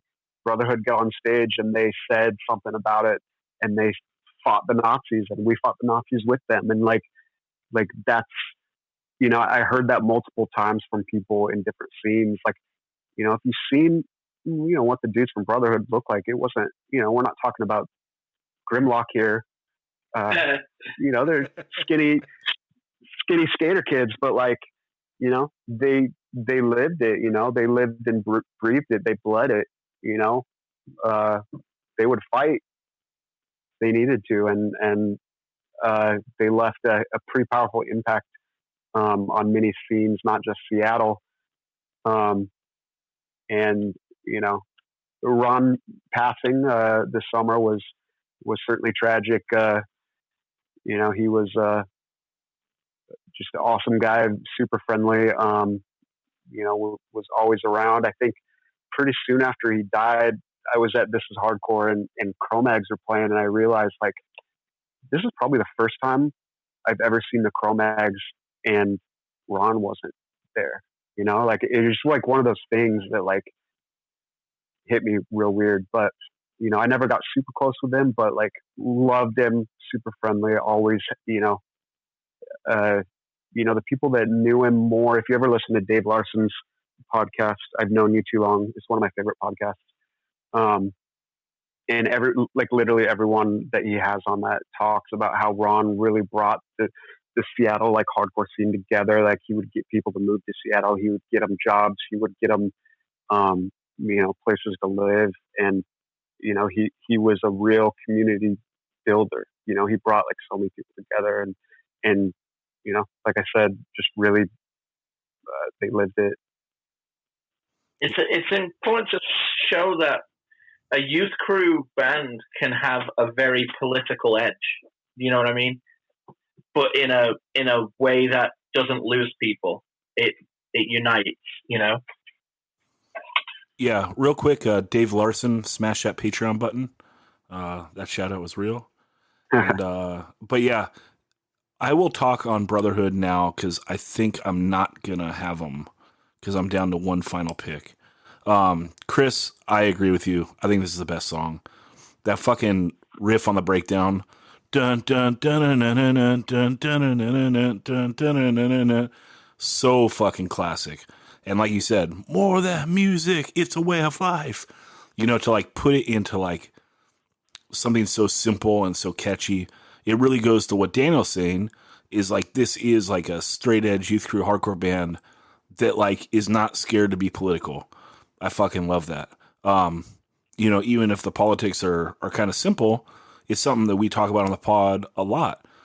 There's no such thing as like too few anti-racist songs, right? Like keep them coming, boys and girls, like it doesn't get old. And yeah, this band rules.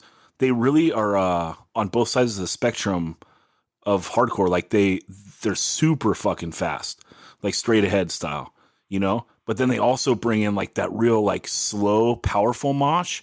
They got adopted by some of like the European bands in the late 90s. Like listening to this band and then listening to Sportswear, you can tell that like Sportswear, like their favorite bands were like Bold and Brotherhood, because like they hit those breakdowns, like the open note, longer breakdowns, and then also like kind of like the dun dun dun dun dun dun dun dun, like the real slow like build up-y type breakdowns.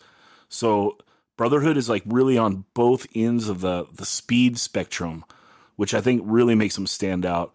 And lyrically, no nonsense, fucking grabbing you by the throat. Beautiful, perfect hardcore band. And I'm glad they got chose twice. The Deal, obviously, first song on the 7-inch, hard to not pick. And then my favorite song is that song Courage, for what I was talking about, like that open note breakdown in there. So fucking good. The intro to Breaking the Ice is epic. Yeah, I mean, like there is Southern Lord. They put out first Crucial Response to the discography in the 90s or the 2000s, and now you can get it from Southern Lord. So no excuse not to have it. That picture, or to listen to picture. it. Total iconic photo, right? Yep. Chris, can you tell us like where is that photo taken?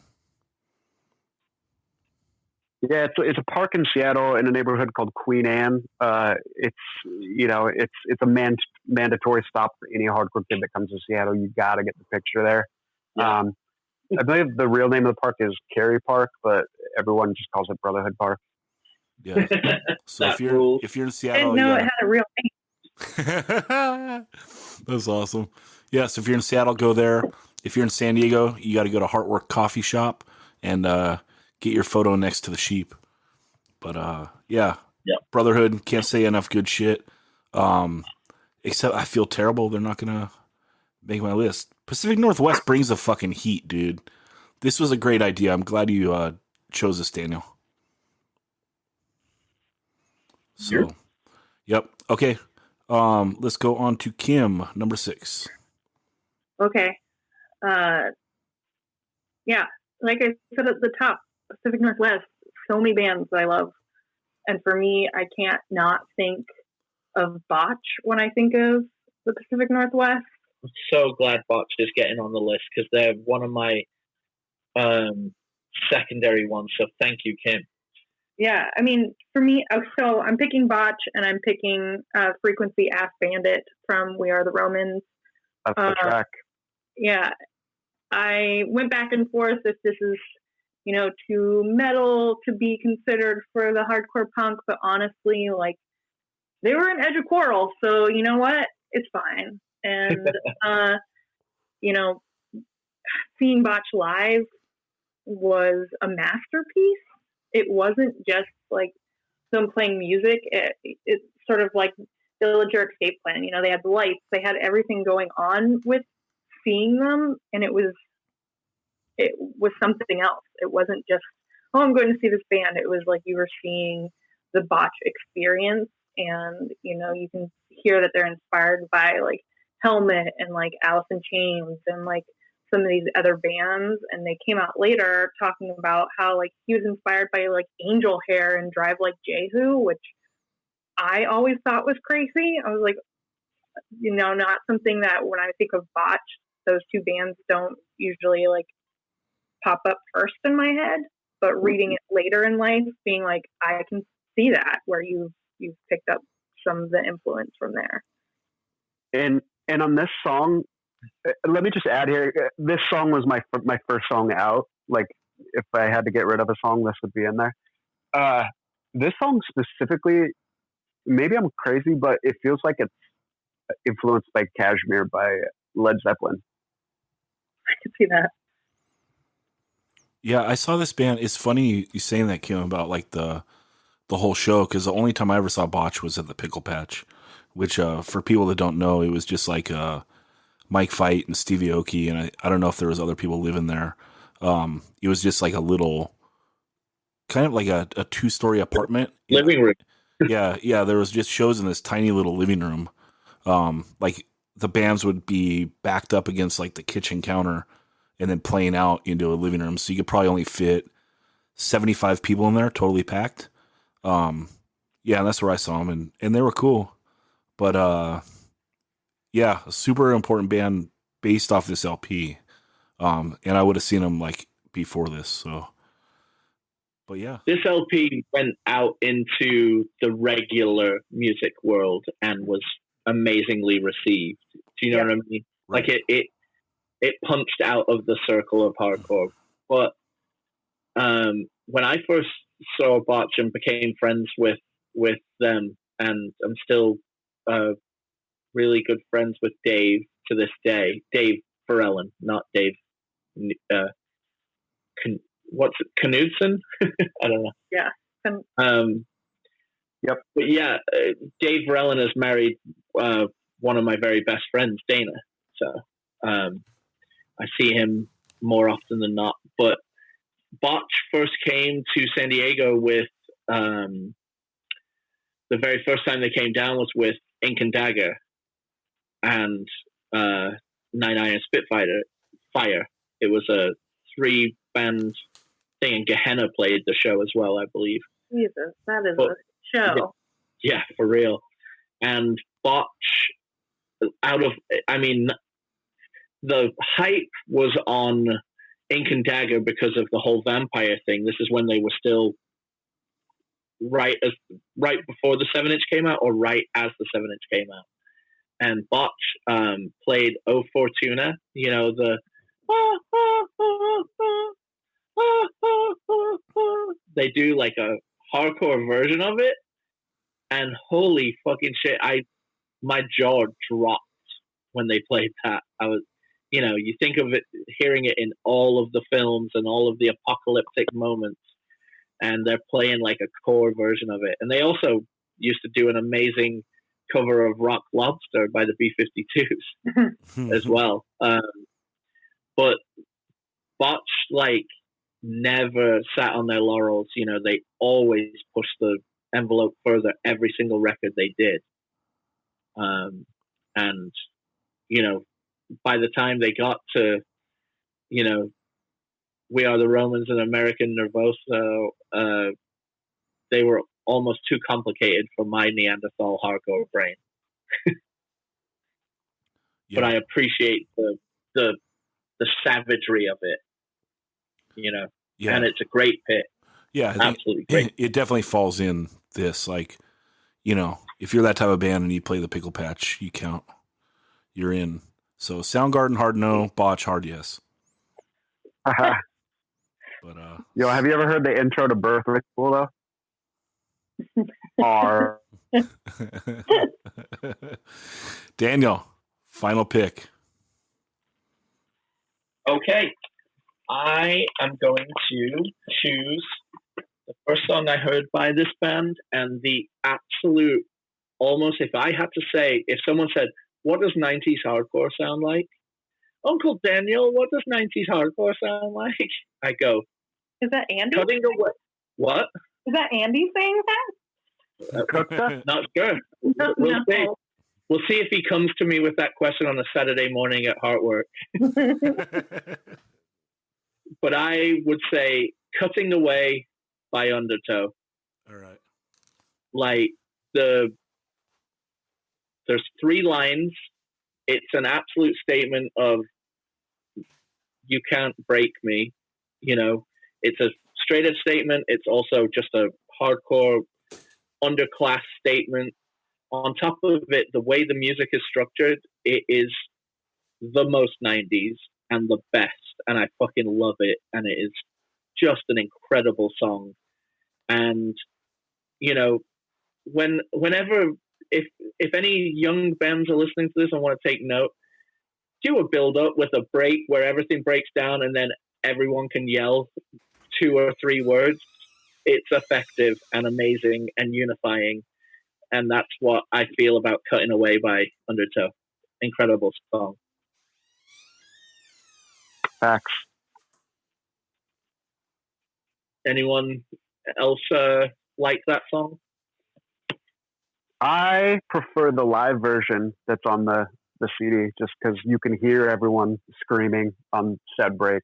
God, Yeah. why? And it'll send chills down your spine. Yeah, I agree. It's great, but you know, I very, you know, this was the first interaction with Undertow I have, and it still resonates possibly the hardest. At both ends, it's very close, but this I had to go for. This is a song that was made 100% for crowd participation, Yes, and they participated. yes, seriously. Even when, you know, Undertow plays the Che right before Unbroken, you know, the gods of San Diego, and Undertow gets a reaction that almost breaks all 4 walls down. You know that this band is so important to so many people, and then they play a song like this and fucking everyone goes mental. So that's my 7. Yeah. And we should say that, like, you know, 90s hardcore pre-Hatebreed, that's like what the songs were. They were for like crowd participation. It's about the sing along, the pile on, you know, and not the mosh. And Undertow is someone that nailed that. Yeah, absolutely. Crucial fucking band. And Dave Mandel did the full discography on Indecision. So everyone can get that or listen to it on Spotify. So if you haven't listened to Undertow, they're very accessible now. After being kind of hard to track down for a while, you know? Like their records were out there, but almost everything was out of print. So now is a good time to get into them if you weren't before. Dave Larson's got to get on that the BYO train and get that shit up on Spotify. Yeah, man. I think Mandel's got it covered now. It's all up there on the everything, you know, the Undertow. Everything. Oh yeah, everything's on there now. Everything's on there because Mandel did a full repress. It's called Everything. Yep. I'm just talking about that record label in general. Oh, for sure. Agreed. Because there's some other great stuff that Excursion needs to be on there for sure. Yeah, my choices for Undertow were Noose and then Delusion. Control. Perfect 90s thing. Yeah, off the Control 7-inch, 1995. That cut out like Delusion and then like the fucking long ass buildup that goes like twice as long as you think it's gonna go. So fucking ill. Yeah. So ill. But Undertow got represented really well. It breaks my heart not having a DOA song on here. I had World War III listed but not going there. It Breaks My Heart, not having a Brotherhood song. I had 4 songs off the 7-inch and decided to not. But I cannot do a Pacific Northwest playlist without having Poison Idea on. And I think I was going to choose Kim's song if I came down to it. If I had to choose one, because it's the perfect entry song for Poison Idea. It was actually on one of those Punkorama comps, I think. So it was actually like really important for a lot of people that were like, you know, mostly used to more melodic hardcore. And then to have a song like Just to Get Away be so powerful and be there, you're like, what the fuck is this? You know, and then to go to that record and have it be so fucking perfect. I think it brought a lot of people to Poison Idea. And they have classic records like Pick Your King, one of the best great American hardcore 7-inches of all time. But I am going off their first. Actually, I'm going. Yeah. Okay. So off that LP, I couldn't decide between Just Get Away or Allen Love Fire, and then I was thinking of going off The Record Collectors Are Pretentious Assholes, EP or LP, whichever way you want to go. I fucking love that song, Laughing Boy. And that's crazy because like that song actually wasn't originally, it's not on the original record. It's on like some of the later pressings. But I think I am going to go Made to Be Broken off the Kings of Punk LP. It shows you everything that Poison Idea is fucking perfect at. Like start out with like that, like melodic ass, like kind of intro, almost to the point you're like, this is so fucking good. Are they being like clever? Like, are they covering some like, you know, 80s shit that I didn't hear? You know, like, did they pluck something? Because like these dudes are serious fucking music nerds, which is like one of the reasons why I think people love them so much. Like these are true fans of music. But yeah, they start out so melodic and then it just goes in fucking blasting. Classic hardcore punk. Jerry A is like the master of that cadence. Like much like, or many people have like done it, but he's like the dude, you know? And like this song's just got it all. So I am going Poison Idea, Made to Be Broken off the Kings of Punk LP, which was on Pusshead's label, 1986. And that's my final pick. Chris, let's go to your number 7.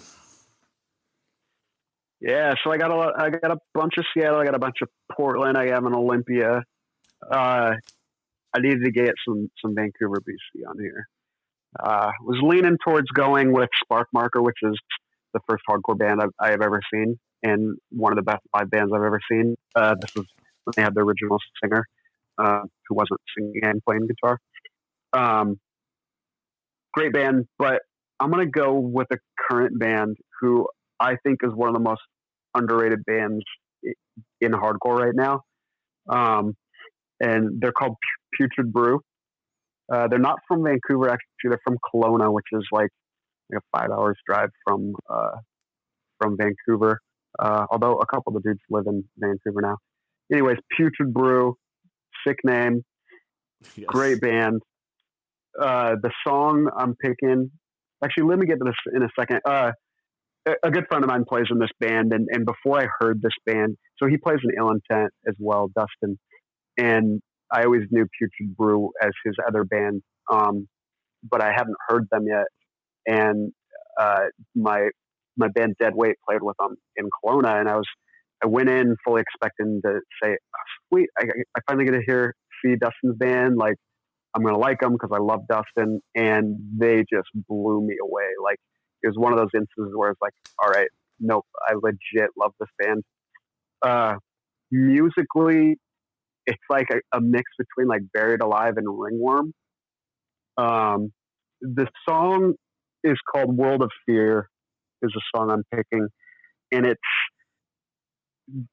another song. It starts, so the song is about school shootings basically, and about how, you know, guns in school and violence and really just this rising epidemic. And it kicks off with kind of some feedback and some samples of.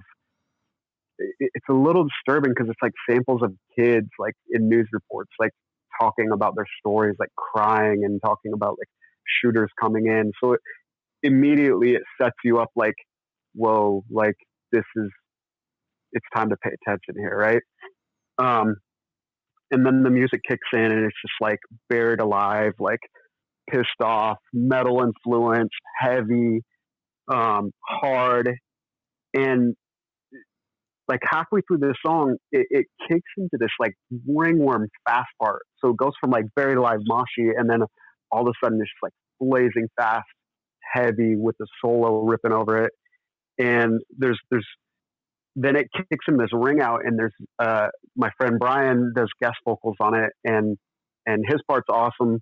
But the part coming, and that part's kind of like it's weird because it's right before it's blazing fast, and then it drops out into a ring out with the guest vocals on them, and it's like the song just kind of falls apart and just like immediately disconstructs. It's just like falls apart, and this dude yelling over it, and then it comes out of that with the singer singing over like super hard breakdown, and it kind of reminds me almost of like Shockwave a little bit, and the lyrics are insanely like personal. Like one of the last lines he says is like, "I refuse to be the one who buries my child," or something like that. About raising, the idea of raising a kid in a world where it's not safe to send them to school. And 100% of the time that I listen to this song, and even talking about it right now, like all the hairs on my arm are like standing up. It sends chills down my spine like no other hardcore song I've ever heard. So I wanted to end with this song, and just kind of leave that impression when people listen to it. That rules. Nice. That rules to get so like, I don't know, taken by something that's modern, like I don't know the last time that I connected with something so viscerally. I don't know if I have in the last 10 years. I like a lot of things, but as far as things that I feel like connect with me, I feel like a lot of that is from, my 20s. Daniel? I'm excited to listen to it, Yeah. Kim, have you heard of it? Kim, have you heard of them? No, I do love Dustin. No, I haven't, but I do love Dustin. Yeah, Dustin, total sweetheart. Their LP is phenomenal. It came out maybe like 3 years ago, start to finish. Like the dudes are amazing musicians. Like there's solos on here that will blow your mind. There's this instrumental that starts out kind of like acoustic and has kind of like a Mexican style feel to it, and then like leads.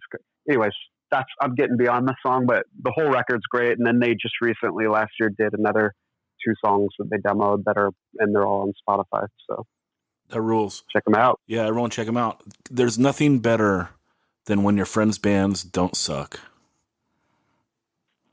So it sucks when it's like, oh yeah, they're nice guys. You never want to hear that about your band. Like you can be like, oh, that band is rad and they're nice guys, but you don't want to just hear, yeah, those guys they're nice guys. So, all right, that's true. Let's go to Kim for your final pick, number 7. I feel it's hard to go after Chris's last pick. And then, you better come with the heat. You better bring the heat. This is a problem because I went back and forth over what I was going to put as my 7. There's many songs and many bands that I haven't even gotten to talk about yet that are impactful for me from the Pacific Northwest, like Shook Ones and and I didn't get a tragedy song on here, and we talked about Stay Gold before. I'm a huge Hardesty fan. When Eagle, the drummer of Stay Gold, went on to do Hardesty, that he sang for that band. And I went back and forth on this final song and on this band, and it fits in the criteria. And I'm going with Murder City Devils Press Gang. They played the Che. They're in Edge of Coral. They're a punk band. They're 100% punk. Murder They're City 100% punk band. They played Undertow's last show. Yep. So I'm going Murder City Devils. And I'm going with Press Gang because of the organ when it starts. And, I was lucky enough to get to see them back in the day. It was actually with Botch. So that show in itself was crazy. So I have since seen them later, and it didn't inspire the same feeling, but I still have a special place in my heart for Murder City Devils. Great band.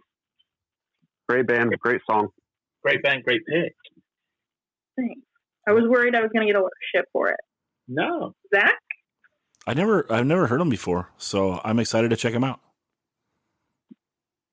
I only recently got into them maybe like 5 or 6 years ago. Like when they were around, like I was kind of a young hardcore kid, and I think a lot of the hardcore kids were kind of gravitating more to that sound than like what I thought was hardcore, and that kind of like tainted my perspective of them. And then when I finally heard them, I was like, okay, yeah, no, I get it. This is great.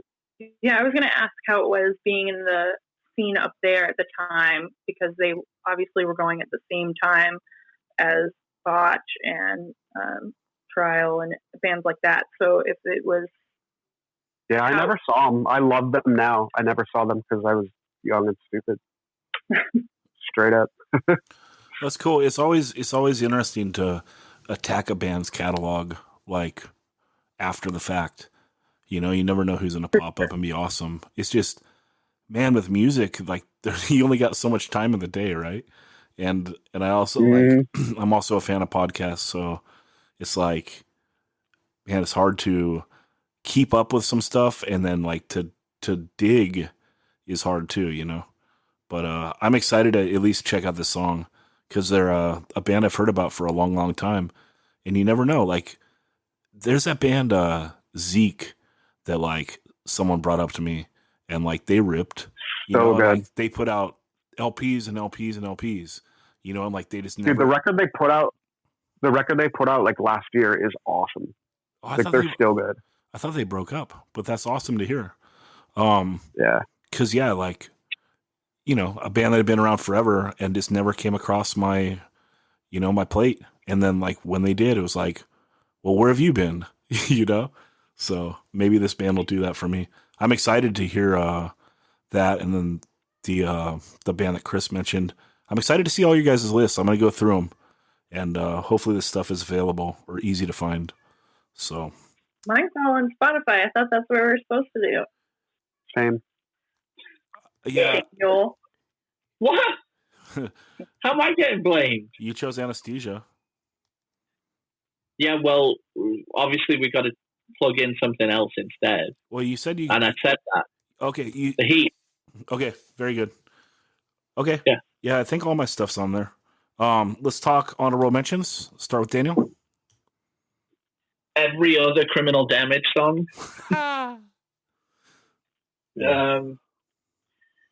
No, I mean, I was going to have some early Botch on there. I was going to, like, God, I mean, seriously, that's the thing. I didn't think, Murder City Devils is a great shout. I love the song Boom Swagger Boom. Oh, great song. In particular.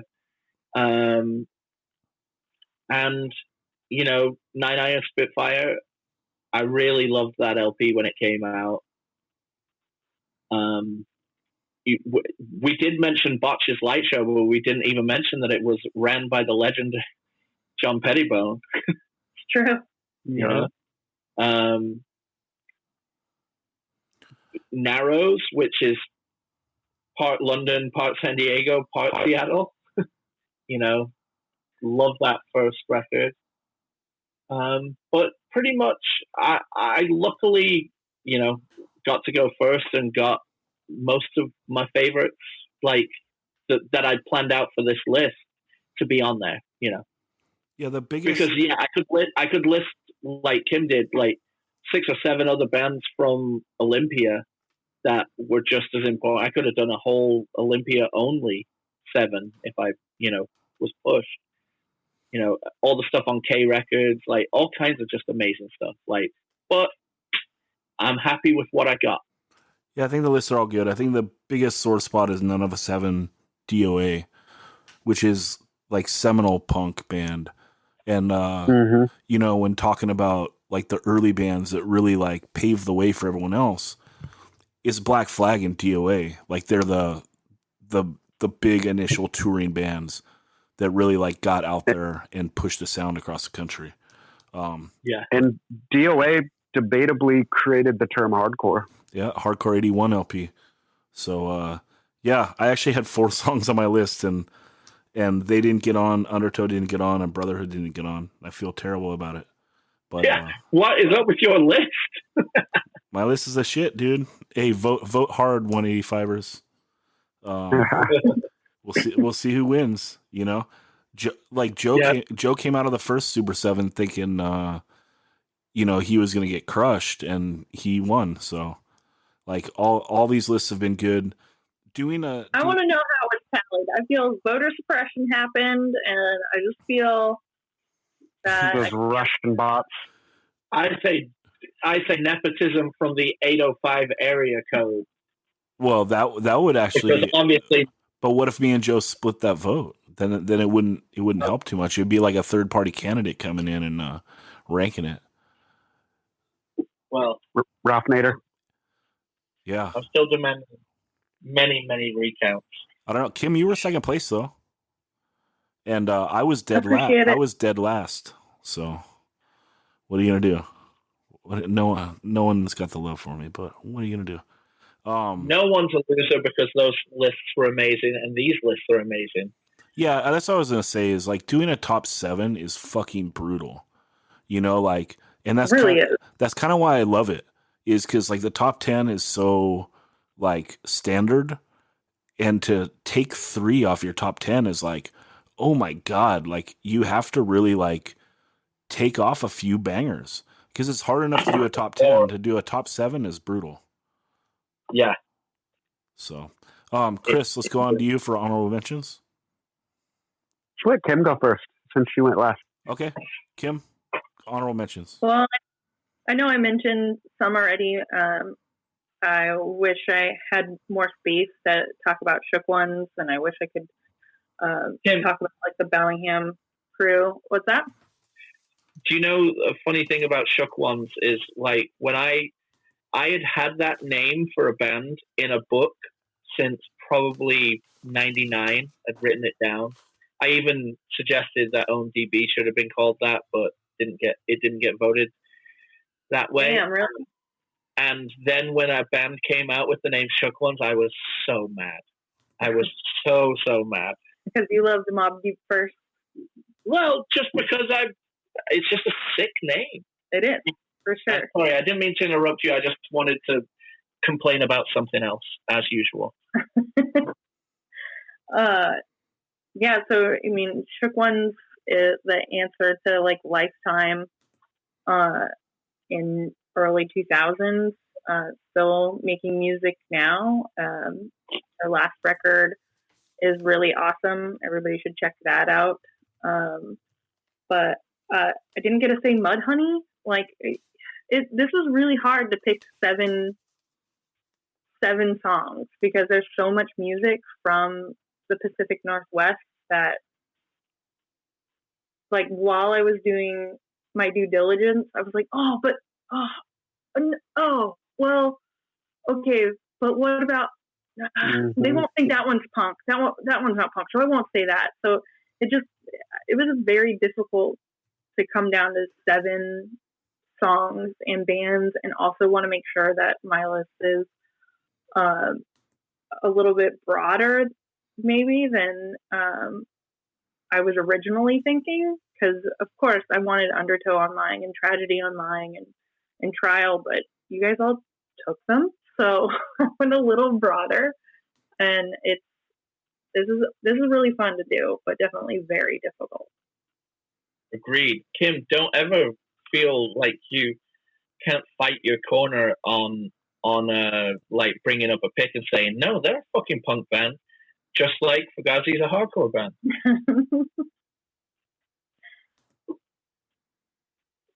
Not triggered.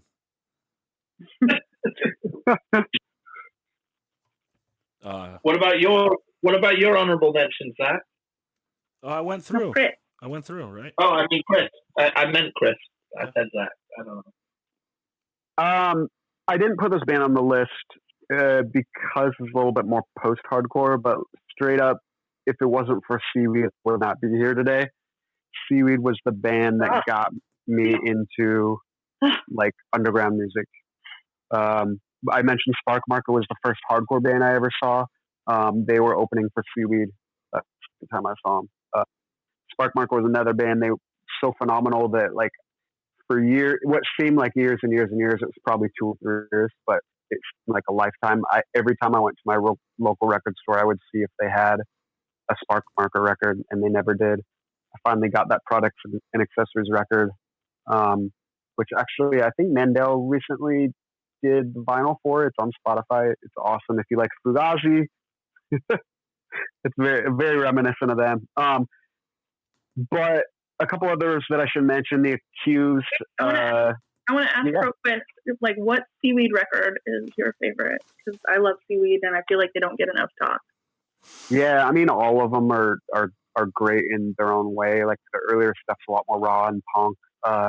Weak was the one that really got me into them.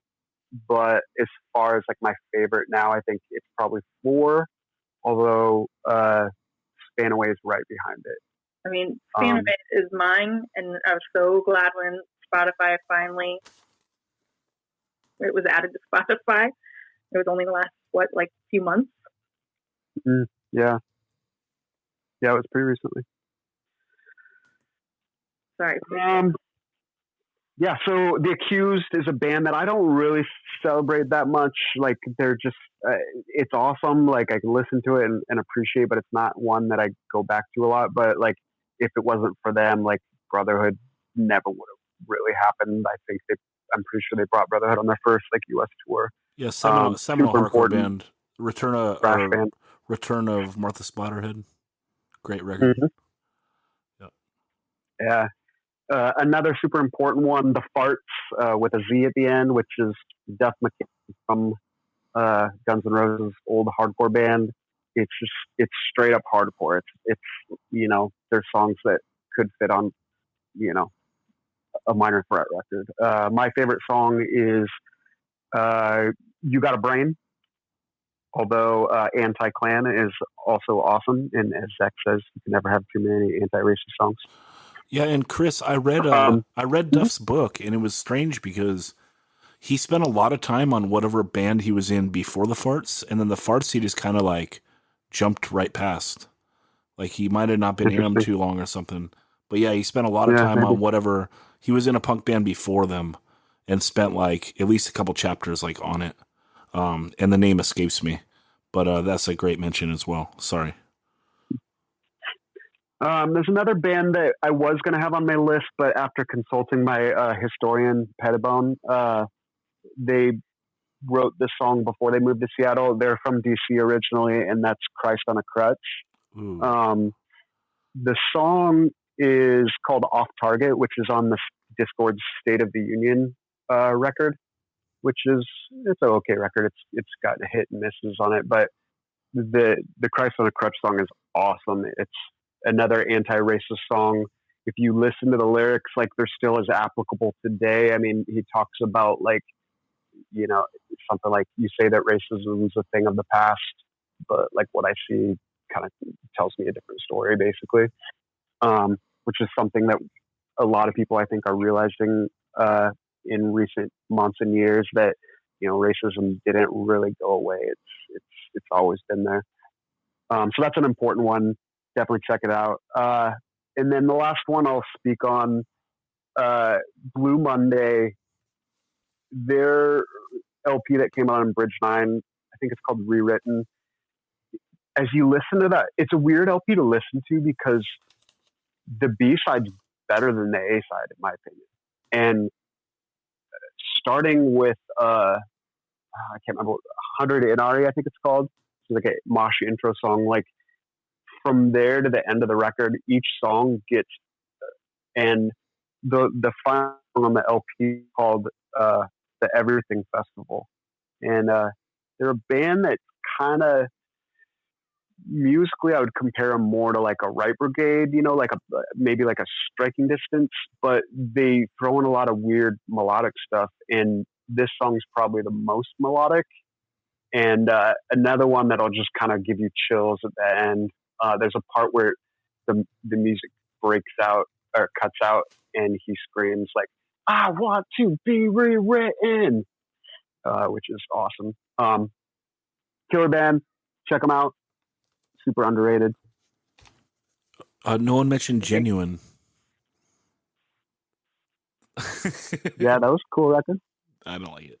I mean, it was a fun project, like. Was it? Didn't it have like cigarettes on the back? Like cigarettes were making up like something on the back. Like the CD. I don't remember. I can't remember. It was like a white CD with like a green circle on the front. I don't know. It was one of the. It was one of the light. What? It's a light blue LP with a hands shaking. Oh no! I'm talking about a CD. I think they did a 7-inch or like a CD EP first, I think, which was just Aaron and maybe a drummer, and then he is what I come. Basically, it's him doing all the music with a drummer. I think it's a drummer trial, but every song has a different singer, and it's just kind of, it's not an amazing record. I forgot all about it, but it's cool because it's kind of a slice of Northwest hardcore history. Like I want to say like Tori from Left with Nothing has a song, and maybe Greg has a song on it, and some of the songs are pretty cool. But what makes it really cool, I think, is just kind of a slice of a certain time and place. Yeah, that's cool. That first thing I heard was like one of the worst pieces of hardcore I ever heard in my life. We should also shout out to Furious Styles. That band fucking ripped. And where were they at, Chris? Were they Seattle? They were a Seattle band. Yeah. Super creative. I love that band. I think Mexi Mike is one of the most underrated singers there are. And he's like one of the only dudes that can do like the million words a minute and like pull it off. And in this band, he did it with like packs in the syllables. Yeah, like this band had like lots of groove and shit, and his style worked perfectly for it. And then it works really well when like Section Hate slows it down on some of their songs as well. So just wanted to mention Section Hate is my favorite band that he's ever done. I think it's really cool. It's like it's rad that he ended up there because it is like a perfect mix of like the previous band he did, the Nomads band, and Furious Styles. Mm-hmm. It's like the two. Yeah. It's like if you mush the two, you get Section Hate. So it's like great. You're playing to all its strengths. Yeah, I told him it sounds like a crust band playing Madball songs. Like the tone of the guitars and like the aggressiveness they play with, and like his vocal, like the raspiness of it, mm-hmm. but played with like set it off like tempos and changes and stuff like that. Sure. Yeah. Yeah. Super cool band. And I just wanted to mention because they are one that I liked from the Pacific Northwest a lot. So anyone else on this subject? We made it over 2 hours. One thing I absolutely loved about the Pacific Northwest hardcore scene and why I think San Diego and them got along so well is Hanging Out was at the top of the list of over shows, everything. It's just like Hanging Out. And they had something I was so jealous of. They had a hardcore yearbook going, where all the members of the scene were like photographed in like full on like yearbook style. And didn't you even have like a prom themed show, Chris? Mm-hmm. Yeah. Yeah, there's been a bunch of prom themed stuff. Yeah, it's so cool. Such a rad, like, I don't know, scene building thing that makes everyone feel great. I think it's awesome. I'm glad you brought that up because it was something I was thinking about earlier while we were talking, and that's like the connection between Seattle and San Diego, because it's been there for years and years and years in the hardcore scene, and back to Resolution and Struggle and Undertow and and Brotherhood and Amenity. Brotherhood and Amenity, yeah, exactly. And then like Trial and Built to Last, and then like when we met that you guys through them, so then it was it was Over Dead Body and Champion and Stay Gold and Kim and Big Mosh and yeah, Don Diego and his One Life Crew Love. What a fool! But yeah, no, I mean that connection is really cool. And we had. Go ahead. We had the grumpy pompadour down here named Don. You had the grumpy pompadour up there named Tim. That's true, and we also had legendary Seattle bass player Rob Moran lived up here. That's true. Yeah, I think we can wrap the pod because Tim's hair finally got mentioned. So, the only thing left out of this pod was DOA and Tim's hair until now. So this has been good. Thank you so much, Chris, for joining us, and thank you, Kim, for coming on again.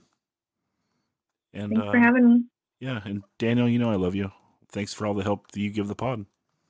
I love you too.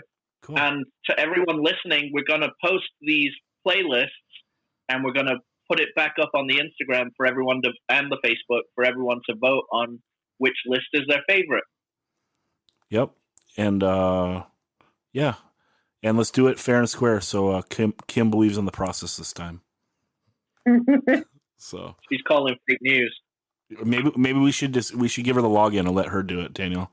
Then there can be no shenanigans. Oh no! If I could have pulled shenanigans, I would have. But the facts were there. It all boils.